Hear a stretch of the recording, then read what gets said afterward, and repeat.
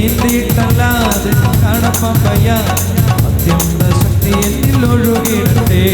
നീന്തിയിട്ടല്ലാതെ കടപ്പാൻ വയ്യ, അത്യന്ത ശക്തി എന്നിൽ ഒഴുകിയിടട്ടെ. സ്തുതിക്കട്ടെ. സ്വരമുയർത്തി അഭിഷേകത്തോടെ സ്തുതിച്ച് കരങ്ങളുയർത്തി അഭിഷേകത്തോടെ എല്ലാ ഘട്ടങ്ങളും സകല സംഘടനകൾ ആധിപത്യങ്ങളെല്ലാം അഴിയപ്പെടാൻ ആഗ്രഹിച്ച് സ്തുതിക്കട്ടെ. മാവിൻ്റെ ശക്തിയാൽ നിറയട്ടെ. പരിശുദ്ധാത്മാവിൻ്റെ ശക്തിയാലും അഭിഷേകത്താലും മക്കളും നിറയട്ടെ. അമൻ.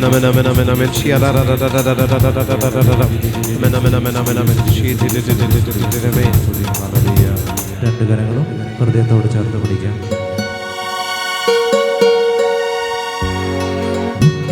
ോളം പോരാ ശക്തി, അരയോളം പോരാ ശക്തി, മുട്ടോളം പോരാ ശക്തി, അരയോളം പോരാ ശക്തി. നീന്തിയിട്ടല്ലാതെ കടപ്പാൻ വയ്യ, അത്യന്ത ശക്തി എന്നിൽ ഒഴുകിടട്ടെ. നീന്തിയിട്ടല്ലാതെ കടപ്പാൻ വയ്യ, അത്യന്ത ശക്തി എന്നിൽ ഒഴുകിടട്ടെ. നന്മ നിറഞ്ഞ മറിയമേ സ്വസ്തി, കർത്താവകയോടുകൂടെ സ്ത്രീകളിൽ അങ്ങ് അനുഗ്രഹിക്കപ്പെട്ടവളാകുന്നു. ഇടോദരത്തിൻ ഫലമായ ഈശോ അനുഗ്രഹിക്കപ്പെട്ടവനാകുന്നു. പാപികളായ ഞങ്ങൾക്ക് വേണ്ടി ഇപ്പോഴും ഞങ്ങളുടെ മരണസമയത്ത് തമ്പുരാനോട് അപേക്ഷിച്ചുകൊള്ളണമേ. ഈശോ മിശിഹായുടെ എല്ലാ വാഗ്ദാനങ്ങൾക്കും നമ്മൾ യോഗ്യരാകുവാൻ സർവേശ്വരന്റെ പരിശുദ്ധ മാതാവേ ഞങ്ങൾക്ക് വേണ്ടി അപേക്ഷിക്കുന്നു. Hallelujah, hallelujah, hallelujah. ഇരിക്കാം.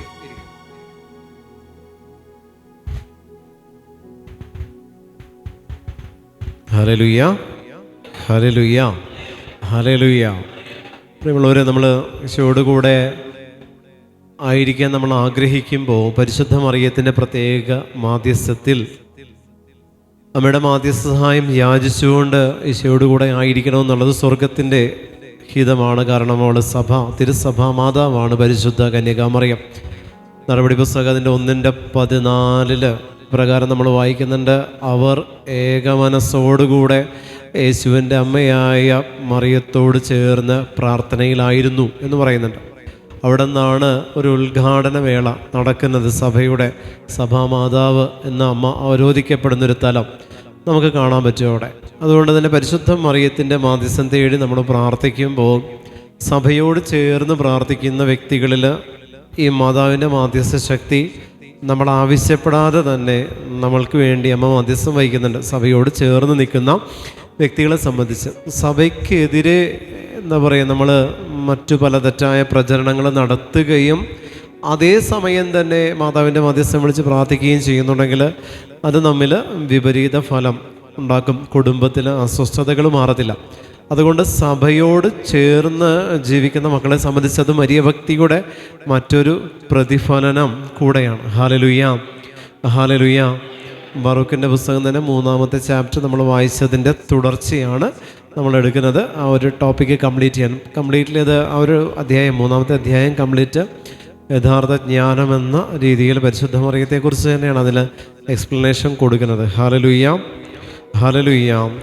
അവളുടെ അടുത്തേക്കുള്ള മാർഗം ആർക്കും അറിവില്ല. ആ മാർഗത്തെക്കുറിച്ച് ശ്രദ്ധിക്കുന്നവരുമില്ല. എന്നാൽ എല്ലാം അറിയുന്നവൻ അവളെ അറിയുന്നു. അവിടുന്ന് അവളെ തൻ്റെ അറിവ് കൊണ്ട് കണ്ടെത്തി. എന്നേക്കുമായി ഭൂമിയെ സ്ഥാപിച്ചവൻ അത് നാൽക്കാലികളെ കൊണ്ട് നിറച്ചു. അവിടുന്ന് പ്രകാശം അയക്കുന്നു, അത് പോകുന്നു. അവിടുന്ന് വിളിച്ചു, അത് പോകുന്നു. അവിടുന്ന് വിളിച്ചു, ഭയത്തോടുകൂടി അതനുസരിച്ചു. നക്ഷത്രങ്ങൾ തങ്ങളുടെ യാമങ്ങളിൽ പ്രകാശിക്കുകയും ആഹ്ലാദിക്കുകയും ചെയ്തു. അവിടുന്ന് അവയെ വിളിച്ചു, ഇതാ ഞങ്ങൾ എന്ന് അവ പറഞ്ഞു. തങ്ങളെ സൃഷ്ടിച്ചവന് വേണ്ടി അവ സന്തോഷപൂർവ്വം മിന്നിത്തിളങ്ങി. ഇതാണ് ക്രിസ്മസ് രാവിലെ നമ്മൾ കാണുന്നത്. നക്ഷത്രങ്ങൾ തന്നെ സൃഷ്ടിച്ചവന് വേണ്ടി എന്ന് എടുത്തു പറഞ്ഞിട്ടുണ്ട്. അതുകൊണ്ട് തന്നെ പ്രിയമുള്ളവരെ, ഈ ഒരു വചനഭാഗം നമ്മൾ ആഴത്തിൽ ധ്യാനിച്ച് നിങ്ങൾ വായിക്കുമ്പോൾ നിങ്ങൾക്ക് മനസ്സിലാക്കാൻ പറ്റണം പരിശുദ്ധ മറിയത്തെക്കുറിച്ചുള്ള വെളിപ്പെടുത്തലിനെക്കുറിച്ച്. സഭ പരിശുദ്ധ മറിയത്തെ വിശേഷിപ്പിക്കുന്ന പല വിശേഷണങ്ങളുണ്ട്. രണ്ടാം വത്തിക്കാനിൽ പ്രത്യേകിച്ച് അമ്മയെ വിളിക്കുന്ന പേരാണ് അഭിഭാഷക. She's an advocate. അവൾ അഭിഭാഷകയാണ് പരിശുദ്ധ മറിയം, അഡ്വക്കേറ്റ്. അതായത് ദൈവതിരുസന്നിധിയിൽ നമുക്കില്ലാത്ത നിരപരാധിത്വം നമുക്ക് വേണ്ടി ചോദിച്ച് മേടിച്ച് തരുന്നവളാണ് പരിശുദ്ധ മറിയം. രണ്ടാമത്തേത്, സഭ പരിശുദ്ധ മറിയത്തെ വിശേഷിപ്പിക്കുന്ന മറ്റൊരു പദമുണ്ട്, ഉപകാരിണി എന്ന് പറയുന്ന ഒരു പദം. ഉപകാരിണി അതായത് ബെനിഫാക്ടറാണ് പരിശുദ്ധ മറിയം, ബെനിഫാക്ടേഴ്സാണ്.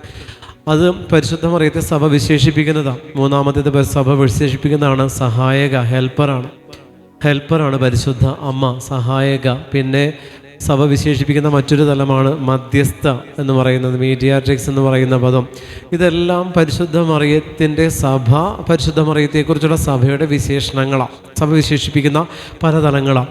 നമ്മൾ ഇതിൽ ഏതൊരു അവസ്ഥയിലായിരിക്കുമ്പോഴും മറിയത്തെ നമ്മൾ വിളിച്ച് പ്രാർത്ഥിക്കുമ്പോഴെല്ലാം, മറിയത്തോട് മാധ്യസ്ഥം യാചിക്കുമ്പോഴെല്ലാം അമ്മേ എന്നുള്ള പേര് കേൾക്കുമ്പോൾ തന്നെ സാധാരണ ശക്തികൾ ഭയന്ന് നടുങ്ങി വിറങ്ങലിച്ച് വിട്ടുമാറാറുണ്ട്. അതുകൊണ്ട് തന്നെ നമ്മുടെ കുടുംബത്തിൽ പ്രവർത്തിക്കുന്ന ഏത് തിന്മയുടെ ശക്തികളും ഏത് അസ്വസ്ഥതകളും രോഗങ്ങളും പ്രിയമുള്ളവരെ മാതാവിൻ്റെ മാധ്യസ്ഥം വിളിച്ച് പ്രാർത്ഥിക്കുന്ന കുടുംബങ്ങളെ സംബന്ധിച്ച് അതവിടെ നിലനിൽക്കാൻ പരിശുദ്ധ മറിയം ഒരിക്കലും അനുവദിക്കത്തില്ല.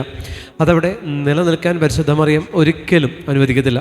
ഏത് തിന്മയുടെ കെട്ടാണോ നിങ്ങൾ ജപമാല തുടർച്ചയായി ചൊല്ലി പ്രാർത്ഥിക്കുക.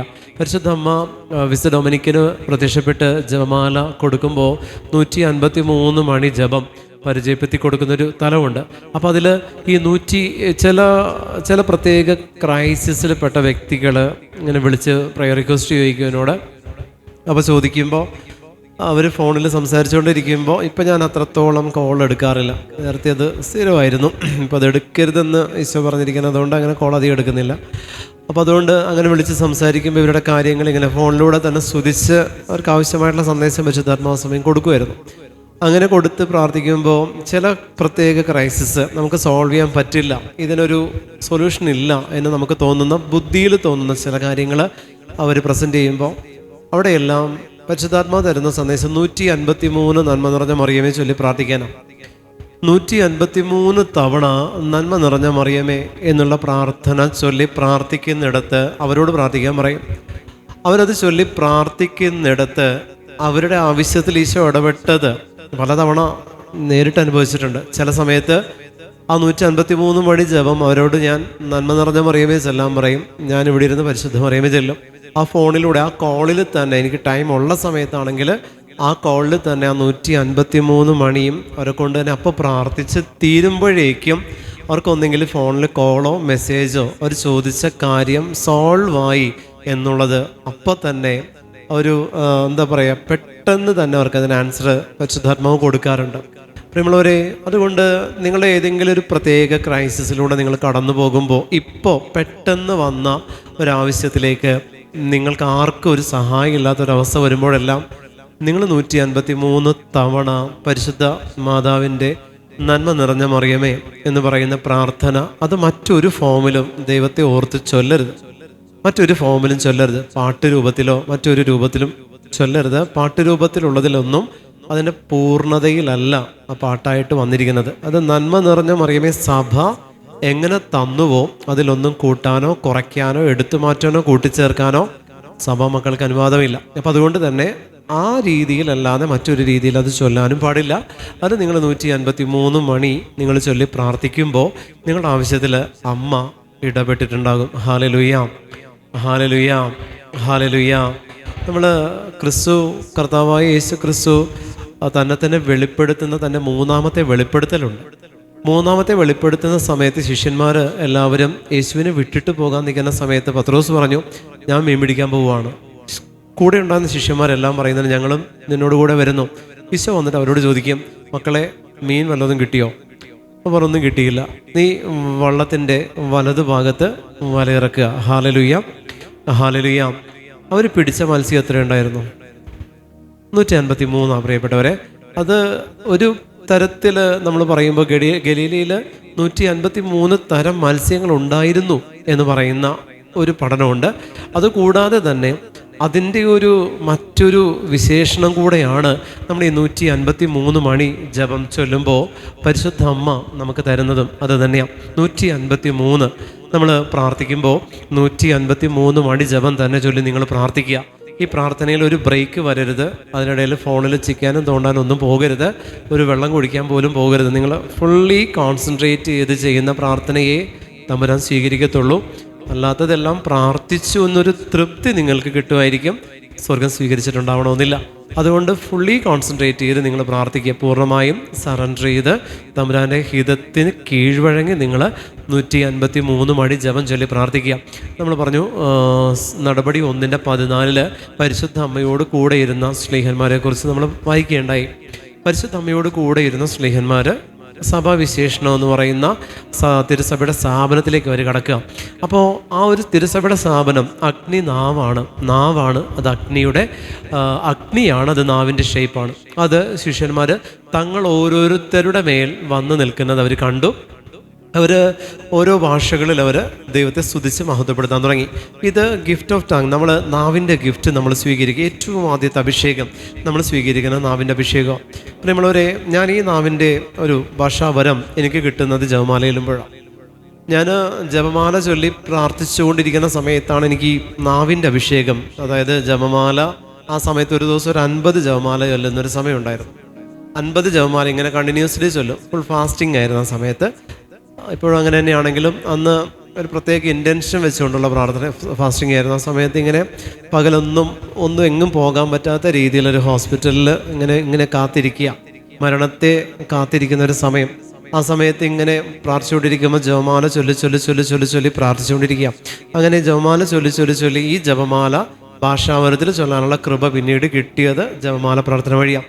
സ്തുതിപ്പിൽ മാത്രമല്ല നമുക്ക് കൃപകൾ അല്ലെങ്കിൽ വരങ്ങൾ ക്രെഡിറ്റ് ആവുന്നത്. ജപമാലയിൽ സന്ദേശങ്ങൾ എടുത്ത് പ്രാർത്ഥിക്കാൻ എനിക്ക് കിട്ടിയത്, മറ്റുള്ളവരെ സംബന്ധിച്ച് എനിക്കറിയില്ല, സന്ദേശങ്ങൾ എടുത്ത് പ്രാർത്ഥിക്കാനും അതെല്ലാം എനിക്ക് ക്രെഡിറ്റ് ആയതെല്ലാം പ്രിയമുള്ളവരെ പരിശുദ്ധ ജപമാലയിലൂടെയാണ്.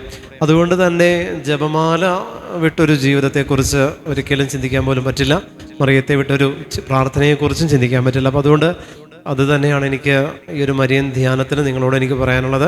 മറിയത്തെ കണ്ടെത്തണം നിങ്ങൾ. ഉൽപ്പത്തി മുതൽ വെളിപാട് വരെയുള്ള എല്ലാ അധ്യായങ്ങളിലും പുസ്തകങ്ങളിലും മറിയത്തിൻ്റെ ഒരു ഫോം നമുക്ക് കാണാൻ പറ്റും. മറിയത്തിൻ്റെ ഏതെങ്കിലും ഒരു തലത്തെ നമുക്ക് കാണാൻ പറ്റും. അത് കണ്ടെത്താൻ നിങ്ങൾക്ക് പരിശുദ്ധാത്മാവ് കൃപ തരാതെ കണ്ടെത്താൻ പറ്റില്ല. ബുദ്ധിയിൽ നോക്കരുത്, കണ്ടെത്താൻ പറ്റില്ല. അങ്ങനെ നമ്മളത് കണ്ടെത്തി കഴിഞ്ഞാൽ that means you are lucky. കാരണം നിങ്ങൾക്ക് ദൈവത്തിലേക്കുള്ള ദൂരം കുറയുക ചെയ്യുന്നത്. അത് നമ്മളെ ദൈവത്തിൻ്റെ അടുത്തേക്ക് നമ്മളെ അടുപ്പിക്കുന്ന ഏറ്റവും വലിയൊരു കവചമാണ്, ഒരു തോണിയാണ് പരിശുദ്ധമ്മ. അതിനകത്ത് കയറിയാൽ യേശു എന്ന് പറയുന്ന ഒരു തീരത്തേക്ക് നമുക്ക് അണയാൻ പറ്റും. അതുകൊണ്ട് പ്രിയപ്പെട്ടവരെ, നിങ്ങൾ ജപമാല കൈവിടാതെ നിങ്ങൾ പ്രാർത്ഥിച്ചുകൊണ്ടിരിക്കണം. ജപമാല ഒരിക്കലും നിങ്ങളുടെ കരങ്ങളിൽ നിന്ന് മാറ്റരുത്. ചൊല്ലുന്ന ജപമാലയെ മാത്രമേ സാത്താന് പേടിയുള്ളൂ. വെഞ്ചരിച്ച ജപമാലയെ സാത്താൻ ഒരിക്കലും പേടിയില്ല. ചൊല്ലുന്ന ജപമാലയാണോ സാത്താന് പേടിയാ? ഭയങ്കര പേടിയാ അവന്. നിങ്ങളൊരു മാർപ്പാപ്പ വെഞ്ചരിച്ച ജപമാല ഈ ടേബിളിൽ വെച്ചോ, അവന് പേടിയില്ല. കാരണം നിങ്ങൾ ചൊല്ലുന്നിടത്തേക്കാണ് ജപമാലയിൽ അഭിഷേകം കയറി വരുന്നത്. നിങ്ങൾ ചൊല്ലിക്കൊണ്ടിരിക്കുക. ചൊല്ലിക്കൊണ്ടിരിക്കുക. ഒരു ഹൈന്ദവ സഹോദരി എന്നെ കാണാൻ വേണ്ടി വന്നപ്പോൾ, ഈ ആലയത്തിൽ വന്നപ്പോൾ അവരിങ്ങനെ പേഴ്സണലി 1-to-1 മീറ്റ് ചെയ്യണ സമയത്ത് ഇവർ വന്ന് ഈ ജപമാല പിടിച്ചുകൊണ്ടിരിക്കുക. അപ്പോൾ ഇങ്ങനെ മുറുക്കി പിടിച്ചിട്ടുണ്ട്. അപ്പോൾ ഞാൻ ഇവരുടെ പേര് ചോദിച്ചപ്പോൾ മനസ്സിലായി കാത്തലിക്കല്ല. അപ്പോൾ ഞാൻ ചോദിച്ചാൽ ജപമാല ഒന്ന് കാണിക്കുമോ? കാരണം എൻ്റെ കണ്ണ് ഇവരുടെ ജപമാലയിലേക്ക് മാത്രമേ പോണേ. ഞാൻ ആ ജപമാല ഒന്ന് കാണിക്കാൻ പറഞ്ഞപ്പോൾ സാധാരണ ഒരു മരത്തിൻ്റെ ജപമാലയാണ്. ഞാനിത് വിഷനിൽ പ്രാർത്ഥിക്കുമ്പോൾ ജപമാലയ്ക്ക് നല്ല തിളക്കം എന്ന് പറഞ്ഞാൽ പ്രിയപ്പെട്ടവരെ ഇങ്ങനെ വെട്ടിത്തിളങ്ങുക. എന്നാൽ അതിൻ്റെ ആ മണികളെല്ലാം ഇങ്ങനെ എന്താ പറയുക, പൂപ്പൽ പിടിച്ച പോലത്തെ ഒരു അവസ്ഥയിൽ ഇങ്ങനെ നിൽക്കുക. എന്നിട്ട് പോലും ഈ ജപമാലയ്ക്ക് നല്ല തിളക്കം. അപ്പോൾ ഞാൻ ഈ സ്ത്രീയോട് ചോദിച്ചു, ഇത് എവിടെയാണ് ബ്ലസ് ചെയ്തതെന്ന് ചോദിച്ചു. അപ്പോൾ ഇവർ പറഞ്ഞു, ഇത് ബ്ലസ് ചെയ്യണോ? എന്നോട് ചോദിക്കുക, ഇത് ബ്ലസ് ചെയ്യണോ? അപ്പോൾ ഞാൻ ബ്ലസ് ചെയ്തിട്ടില്ലേ? ബ്ലസ് ചെയ്തിട്ടില്ല, എനിക്കറിയില്ലായിരുന്നു. ഞാൻ മേടിച്ചത് ഇന്ന ഒരു പള്ളിയിൽ നിന്നാണ് മേടിച്ചു, ഞാൻ ചൊല്ലാൻ തുടങ്ങി. നമ്മൾ ബ്ലസ് ചെയ്തു, ചൊല്ലുന്നില്ല. Hallelujah, hallelujah. നമ്മളൊരു 10 സ്ഥലത്തെങ്കിലും ബ്ലസ് ചെയ്യും, ചൊല്ലില്ല. പക്ഷെ അവർ ബ്ലസ് ചെയ്തിട്ടില്ല. ചൊല്ലി ബ്ലസ് ചെയ്തതിനേക്കാൾ കൂടുതൽ ബ്ലസ്ഫുള്ളായിട്ട് അവരുടെ ജപമാല മാറ്റപ്പെട്ടതിന് കാരണം എന്താ? നമ്മൾ ഓരോ നന്മ നിറഞ്ഞ മറിയമേ ഈ ജപമാലയിൽ ചൊല്ലുമ്പോഴും അതിലേക്ക് നമ്മളുടെ കരങ്ങളിലൂടെ അതിരത്തിൽ ഉരുവിട്ട പ്രാർത്ഥന വഴി അതിലേക്ക് ദൈവിക ശക്തി, ചൈതന്യം കടന്നു വരുന്നുണ്ട്. അതിനെ ആ ജപമാല സ്വീകരിക്കുന്നുണ്ട്. ആ ജപമാല ആ ദൈവിക ചൈതന്യത്തെ സ്വീകരിച്ചതിന് ശേഷമാണ് ബ്ലസ് ചെയ്ത ഏത് ജപമാലയാണെങ്കിലും, പ്രിയപ്പെട്ടവരെ, ഒരു ജപമാല നിങ്ങൾ ബ്ലസ് ചെയ്തു, ആ ബ്ലസ് ചെയ്ത ജപമാലയുടെ ബ്ലസ്ഫുൾ ആയിട്ടുള്ള ഒരു അവസ്ഥ മാറുന്നപ്പോഴാണെന്നറിയോ, അടുത്ത പാപം ഞാൻ ചെയ്തതിന് ശേഷം ആ കരം കൊണ്ട് ജപമാലയെ പിടിച്ചാൽ ആ വെഞ്ചരിച്ചതിൻ്റെ അഭിഷേക ജപമാലയിൽ നിന്ന് പോയി. പിന്നെ അത് സാധാരണ ഒരു ഓർഡിനറി റോസറിയാണ്, ഒരു ഗുണം അതിനകത്തില്ല.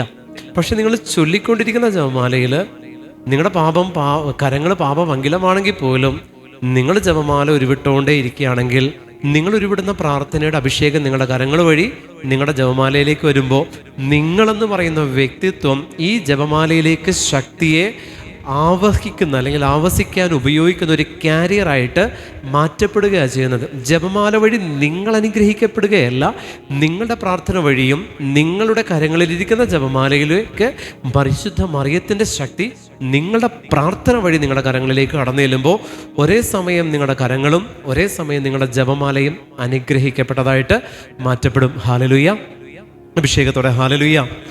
അതുകൊണ്ട് തന്നെ നിങ്ങളുടെ ജപമാലകൾ ഒരിക്കലും പരസ്പരം കൈമാറാൻ പാടില്ല. ഒരാൾ ഉപയോഗിക്കുന്ന ജപമാല മറ്റൊരാൾക്ക് തൊട്ടാൻ പോലും കൊടുക്കരുത്. Hallelujah, hallelujah. മറ്റൊരാൾക്കും പ്രാർത്ഥിക്കാനോ ഉപയോഗിക്കാനോ നിങ്ങളുടെ ജപമാല കൈമാറാൻ പാടില്ല. മരിച്ച വ്യക്തികളുടെ ജപമാല നിങ്ങൾ ഉപയോഗിക്കാനും പാടില്ല. ഹല്ലേലൂയ. അത് പെട്ടിയോടുകൂടെ പാക്ക് ചെയ്ത് വിട്ടേക്കണം. Hallelujah, hallelujah. അവരെത്ര വിശുദ്ധരാണെങ്കിലും, അതല്ലെങ്കിൽ സഭ വിശുദ്ധരായിട്ട് പ്രഖ്യാപിച്ചതാണെങ്കിൽ നമുക്ക് തിരുശേഷിപ്പായിട്ട് ഉപയോഗിക്കാം. അല്ലാത്തതൊന്നും യൂസ് ചെയ്യരുത്. അവർ മരിച്ചപ്പോൾ നിങ്ങൾ അവരോടുള്ള ഓർമ്മയെ പ്രതി സൂക്ഷിക്കുന്ന ജപമാലയിൽ ജപമാലയുടെ ശക്തിയല്ല, അവരുടെ ഓർമ്മയാണ് നിൽക്കുന്നത്. ഒരു ഗുണവുമില്ല. അതുകൊണ്ടത് പെട്ടിയോടുകൂടെ പാക്ക് ചെയ്ത് വിട്ടേക്കണം. Hallelujah, hallelujah, hallelujah, hallelujah, hallelujah, hallelujah, hallelujah. Pack ചെയ്ത് വിട്ടേക്കണം. ഞാൻ L K G U K G കാറ്റഗറിയിലുള്ള കുഞ്ഞുങ്ങൾക്ക് ക്ലാസ് എടുക്കാൻ വേണ്ടി ഒരു തവണ ഒറ്റ പ്രാവശ്യം എടുത്തിട്ടില്ല, പിന്നെ എടുത്തിട്ടില്ല. എടുക്കാൻ ഇനി വിളിച്ചാൽ പോവുകയില്ല. നല്ല അഭിഷേകമായിരിക്കുമല്ല, കാരണം നിങ്ങൾക്ക് അറിയാം അതുങ്ങളൊന്നും അടങ്ങിയിരിക്കില്ല. അപ്പോൾ എല്ലാം കൂടി ഇങ്ങനെ താഴെ ഇരിക്കുക. ഇങ്ങനെ ഇരിക്കുന്നതിൻ്റെ നടുക്ക് ഞാൻ നിന്ന് ചുറ്റും കറങ്ങി നിന്ന് പമ്പരം കറങ്ങണ പോലെ കറങ്ങിയാണ് ക്ലാസ് എടുക്കണേ. ക്ലാസ് എടുക്കുമ്പോൾ എൻ്റെ പാൻറ്റിൻ്റെ ബെൽറ്റ് ഇടുന്ന ഹുക്കിൽ ഇങ്ങനെ തൂങ്ങിക്കിടന്നിട്ട് സ്പൈഡർമാൻ എന്ന് പറഞ്ഞിട്ട് എൻ്റെ മുതുകിലേക്ക് ഇങ്ങനെ ചാടി കയറുന്നുണ്ട് കുട്ടികൾ. ആ രീതിയിലാണ് ക്ലാസ്സുകൾ എടുക്കണത്. അപ്പോൾ എടുത്ത് അവസാനം ഈ കുഞ്ഞുങ്ങൾ ഓരോന്നിങ്ങനെ പ്രാർത്ഥിക്കാൻ വേണ്ടി വന്നപ്പോൾ ഒരു കുഞ്ഞ് പറഞ്ഞിട്ട് ഈ ജമാല ചോദിച്ചു, എന്നോട് ചോദിച്ചു, അങ്ങളുടെ കൊന്ത എനിക്ക് വരുമെന്ന് ചോദിച്ചു. അവൻ തരില്ല, ഞങ്ങൾ ചെല്ലുന്ന കൊന്തയാണ്, അങ്ങൾ ചത്ത് ചെയ്യുമ്പോൾ തരുമെന്ന് ചോദിച്ചു. അങ്ങൾ ചത്ത് ചെയ്യുമ്പോൾ തരും, ഞാൻ വലുതാകുമ്പോഴത്തേക്ക് അങ്ങൾ ചാവുമല്ലോ, അപ്പോൾ തരുമോ? അവൻ അന്നാലും തരുമല്ലോ ഈ മോളെ. അപ്പോൾ അങ്ങളുടെ പെട്ടിയിലെത്തി പാക്ക് ചെയ്യാനുള്ളത്. അങ്ങളുടെ പെട്ടിയിൽ അങ്ങളുടെ ശരീരത്തെ സംരക്ഷിക്കാനായിട്ട് പുഴുക്കൾ തിന്നുമ്പോൾ അവർക്ക് വിശുദ്ധമായിട്ട് തിന്നണമെങ്കിൽ ജപമാല അങ്ങളുടെ ശരീരത്തോടു കൂടെ പെട്ടിയിൽ ഉണ്ടാവണം, അതുകൊണ്ട് തരില്ല. അപ്പോൾ നമ്മൾ ഉപയോഗിച്ച ജപമാല നമ്മൾ അടക്കുമ്പോൾ നമ്മുടെ പെട്ടി കിടക്കണം. അത് നിർബന്ധമാണ്. നമ്മുടെ ആത്മാവിന് കൂട്ടായിട്ട് അതിരിക്കട്ടെ. പ്രിയമുള്ളവരെ, അതുകൊണ്ട് നിങ്ങൾ ഉപയോഗിക്കുന്ന ജപമാല ഒരാളുടെ ഓർമ്മയ്ക്ക് വേണ്ടിയിട്ടുള്ളതല്ല. ഒറ്റയൊരു ഓർമ്മയുള്ളൂ. ഇത് നിങ്ങളെൻ്റെ ഓർമ്മയ്ക്കായി ചെയ്യുവിൻ. അത് പരിശുദ്ധ കുർബാന മാത്രമേ ഉള്ളൂ. ബാക്കിയുള്ളതൊന്നും ഓർമ്മയ്ക്കായിട്ടുള്ളതല്ല. പരിശുദ്ധ മറിയത്തോടുകൂടെ നമ്മൾ ചെയ്യുന്നതാണ്, പ്രാർത്ഥനയാണ്. അവിടെ നിങ്ങൾ അനുഗ്രഹിക്കപ്പെടാനായിട്ട് ഇത് ഇടവരുത്തും. അതുകൊണ്ട് നിങ്ങൾ ജപമാല ചൊല്ലി പ്രാർത്ഥിക്കുമ്പോൾ നിങ്ങൾ ഈ ജപമാലയിൽ ഓരോ മണികൾ ഉരുവിടുമ്പോഴും നിങ്ങൾ ഓരോ മണികൾ പുറകോട്ട് നിങ്ങൾ വലിച്ച് താഴുമ്പോൾ നിങ്ങൾ മതവും വലിച്ച് കയറ്റുക ചെയ്യുന്നതെന്നുള്ളത് നിങ്ങൾ മറക്കരുത്. അതുകൊണ്ട് ജപമാല ഭക്തിയിൽ ആഴപ്പെടണം.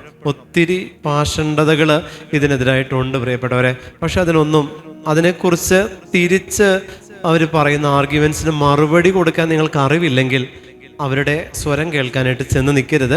അവരുടെ തർക്കത്തിൽ നിങ്ങൾ പങ്കാളികളാകരുത്. തിരിച്ച് മറുപടി കൊടുക്കാനുള്ള ജ്ഞാനവും അഭിഷേകവും സ്വർഗം നിങ്ങൾക്ക് തന്നിട്ടുണ്ടെങ്കിൽ മാത്രമേ നിങ്ങൾ അവരിൽ ചെന്ന് നിൽക്കാൻ പാടുള്ളൂ. അവർ നിരത്തി വെച്ച ന്യായങ്ങൾ പലതും ബുദ്ധിയിൽ അടിസ്ഥാനപ്പെടുത്തിയ. നമ്മൾ പക്ഷേ പരിശുദ്ധ മറിയത്തെ സ്വീകരിക്കുന്നത് ബുദ്ധിയിലല്ല, കൃപയിലും ജ്ഞാനത്തിലുമാണ്. അത് നമുക്ക് വെളിപ്പെടുത്തി കൊടുക്കാനേ പറ്റുള്ളൂ. അതല്ലാതെ നമുക്ക് തെളിയിച്ചു കൊടുക്കാൻ സാധാരണക്കാരെ സംബന്ധിച്ച് അത് നമുക്ക് സാധ്യമാവില്ല. അതുകൊണ്ട് അങ്ങനെയുള്ളവരുടെ മുന്നിൽ നിങ്ങൾ ചെന്ന് പെട്ടുപോകരുത്. പെട്ടുപോയാലും നിങ്ങൾ എസ്കേപ്പ് ആവാനായിട്ട് നിങ്ങൾ ശ്രദ്ധിക്കുക. Hallelujah, hallelujah, hallelujah. തിരിച്ചു പറയാനുള്ള അറിവ്, ജ്ഞാനം പരിശുദ്ധാത്മാവ് തന്നിട്ടുണ്ടെങ്കിൽ നിങ്ങൾക്ക് സംസാരിക്കാം. അല്ലാത്തിടത്ത് നിങ്ങൾ അവരോട് സംസാരിക്കേണ്ട. അല്ലാതെയുള്ള ഫ്രണ്ട്ലി ടോക്ക് മാത്രമേ പാടുള്ളൂ. പ്രിയമുള്ളവരെ, ഈ പരിശുദ്ധ അമ്മ സ്വർഗത്തിൻ്റെ സമ്മാനമായ ക്രിസ്തുവിനെ സ്വീകരിച്ച മറിയമാണ്. സ്വർഗത്തിൽ നിന്ന് ലോകത്തിലേക്ക് വന്ന തൃത്വത്തിലെ രണ്ടാമനെ സ്വീകരിക്കാൻ പരിശുദ്ധമ്മ എന്ന് പറയുന്ന പരിശുദ്ധിയുടെ നിറകുടം മാത്രമേ സാധിക്കുന്നുള്ളൂ. വിശുദ്ധ പൗലോസ്ലീഹ പറയുന്നൊരു കാര്യമുണ്ട്, മൺപാത്രത്തിലെ നിധി എന്ന് പറയുന്നുണ്ട്. പ്രിയമുള്ളവരെ, ഈ മൺപാത്രം എന്ന് പറയുന്നത് ഞാനും നിങ്ങളുമാകുന്ന ഫിസിക്കൽ ബോഡിയാണ്. ഇതിനകത്ത് എന്ന് പറയുന്ന നിധി ഞാൻ സ്വീകരിച്ച കാരിസം അല്ല, മറിച്ച് എൻ്റെ ഉള്ളിൽ വസിക്കുന്ന ദൈവത്തിൻ്റെ ആത്മാവാണ്. Hallelujah, hallelujah. എനിക്കും നിങ്ങൾക്കും ശ്ലീഹായ്ക്ക് നൽകപ്പെട്ടതുപോലെ തന്നെ പരിശുദ്ധാത്മാവിന് നമുക്ക് നൽകപ്പെട്ടിട്ടുണ്ട്. പക്ഷെ നമ്മളത് യൂസ് ചെയ്യുന്നില്ല. ശ്ലീഹ അത് യൂസ് ചെയ്തു, നമ്മളത് യൂസ് ചെയ്യുന്നില്ല. നമ്മളതെല്ലാം പ്രാർത്ഥിക്കുന്നത് പലതും നമ്മുടെ ആവശ്യങ്ങൾക്ക് വേണ്ടി പ്രാർത്ഥിച്ച് ഈ മൺപാത്രത്തിലെ നിധിയെ നമ്മൾ മിസ്യൂസാണ് ചെയ്യുന്നത്. അതുകൊണ്ട് നമ്മുടെ ഉള്ളിൽ വസിക്കുന്ന ദൈവത്തിൻ്റെ ആത്മാവ് നമ്മുടെ ശരീരമാകുന്ന മൺപാത്രം, മനുഷ്യ നീ മണ്ണാകുന്നു, ആ മണ്ണിൽ നിന്ന് ദൈവം ഈ ഫോമിൽ ഒരു പാത്രത്തെ സൃഷ്ടിച്ചിട്ടുണ്ടെങ്കിൽ, രൂപപ്പെടുത്തിയിട്ടുണ്ടെങ്കിൽ അതിനുള്ളിൽ ദൈവത്തിൻ്റെ ആത്മാവ് എന്ന് പറയുന്ന ഈ നിധി ഉണ്ട്. ഇതിനെ കീപ്പ് ചെയ്യാൻ പറ്റണം. ആത്മാവിൽ നിറഞ്ഞ ജീവിതത്തിലൂടെ ഇതിനെ നമുക്ക് ദൈവത്തിൻ്റെ മുൻപിൽ തിരിച്ചേൽപ്പിക്കാൻ വേണ്ടി നൽകപ്പെട്ട നിധിയാണ് ഈ ആത്മാവ്. ഈ ശരീരം വ്യഭിചാരം ചെയ്യുമ്പോൾ, ഈ ശരീരം സ്വയംഭോഗം ചെയ്യുമ്പോൾ, ഈ ശരീരം സ്വർഗഭോഗം ചെയ്യുമ്പോൾ, മൃഗഭോഗം ചെയ്യുമ്പോൾ, ഈ ശരീരം കുറ്റം വിധിക്കുമ്പോൾ, കൊലപാതകം ചെയ്യുമ്പോൾ, ആത്മഹത്യ ശ്രമത്തിൽ, ആത്മഹത്യയിൽ എന്നു വേണ്ട ഈ ശരീരത്തിലൂടെ ചെയ്യുന്ന ഏതൊരു പാപമായിക്കൊള്ളട്ടെ, ഈ മൺപാത്രത്തിൽ അകത്തിരിക്കുന്ന നിധിയെയാണ് നിങ്ങൾ ക്രൂശിച്ചുകൊണ്ടിരിക്കുന്നത്. അത് മറക്കരുത്. എന്താ പറയുക, ഒരാത്മാവ് എന്ന് പറയുന്നത് ഒരു ഇരുമ്പ് ഗ്രില്ലിൻ്റെ അകത്ത് ഒരാളെ ഇട്ട് അടിയിൽ നിന്ന് തീ കൊടുത്ത് അങ്ങനെ ഇരിക്കും. അതാണ് നമ്മുടെ ശരീരം കൊണ്ട് ചെയ്യുന്ന പാപം ചെയ്യുമ്പോൾ ആത്മാവിൻ്റെ സ്ഥിതി, പ്രിയപ്പെട്ടവരെ. അതുകൊണ്ട് ഈ ആത്മാവിൻ്റെ സ്ഥിതിയെക്കുറിച്ച് എല്ലാ ദിവസവും നിങ്ങൾ ധ്യാനിക്കണേ. നിങ്ങളുടെ ഉത്കണ്ഠകളെല്ലാം ഈ ആത്മാവിൻ്റെ സ്ഥിതിയേക്കാൾ എത്രയോ മടങ്ങ് താഴെയാണ് നിൽക്കുന്നത് നിങ്ങൾ തിരിച്ചറിയണം. നമ്മുടെ ഉത്കണ്ഠകളുണ്ട്, ചിലപ്പോൾ രോഗങ്ങളായിരിക്കും, ചില കഷ്ടതകളായിരിക്കും, എന്ത് തന്നെ ആയിക്കൊള്ളട്ടെ. പക്ഷെ നമ്മുടെ ആത്മസ്ഥിതിയേക്കാൾ വലുതല്ല അതൊന്നും. അതുകൊണ്ട് നിങ്ങൾ ദിവസവും പ്രാർത്ഥിക്കുമ്പോൾ, നിങ്ങൾ ഡിവൈൻ മേഴ്സി നിങ്ങൾ ചൊല്ലുമ്പോൾ, നിങ്ങൾ കരുണക്കൊന്ത ചൊല്ലി പ്രാർത്ഥിക്കുന്ന സമയത്തെല്ലാം ആത്മസ്ഥിതിയെക്കുറിച്ച് നിങ്ങൾ കരുണക്കൊന്ത ചൊല്ലി ദൈവത്തിൻ്റെ സന്നിധിയിൽ നിങ്ങൾ കാഴ്ചവെക്കണം. എല്ലാ ദിവസവും മിനിമം 9 കരുണക്കൊന്തയെങ്കിലും നിങ്ങൾ ആത്മസ്ഥിതിയെക്കുറിച്ച് ചൊല്ലി കാഴ്ചവെക്കണം ദൈവത്തിൻ്റെ സന്നിധിയിൽ. അതുവഴി നിങ്ങളുടെ മേൽ സാത്താനായിട്ടിരിക്കുന്ന പല കെട്ടുകളും അതുവഴി അഴിയപ്പെടും. ആമേൻ. ഹല്ലേലൂയ. അഭിഷേകത്തോടെ ഹല്ലേലൂയ, ഹല്ലേലൂയ, ഹല്ലേലൂയ, ഹല്ലേലൂയ, ഹല്ലേലൂയ, ഹല്ലേലൂയ. സന്തോഷപൂർവ്വം അവ മിന്നിത്തിളങ്ങി. എന്തിനു വേണ്ടിയിട്ട്? ഇതാ ഞങ്ങൾ എന്ന് പറഞ്ഞ് തങ്ങളെ സൃഷ്ടിച്ചവന് വേണ്ടി ദൈവപുത്രനായ ക്രിസ്തു ലോകത്തിലേക്ക് വന്നപ്പോൾ തങ്ങളെ സൃഷ്ടിച്ചവന് വേണ്ടി ആകാശത്ത് നക്ഷത്രങ്ങൾ മിന്നിത്തിളങ്ങിയതിനെക്കുറിച്ച് ബാറൂക്ക് എത്രയോ മുൻപ് ഇത് ചേർത്ത് വെച്ചിട്ടുണ്ട്. പ്രിയപ്പെട്ടവരെ, വായിക്കണം നമ്മളത്. വീണ്ടും പറയുന്നു, അവിടെ നിന്നാണ് നമ്മുടെ ദൈവം. അവിടത്തോട് തുലനം ചെയ്യാൻ ഒന്നുമില്ല.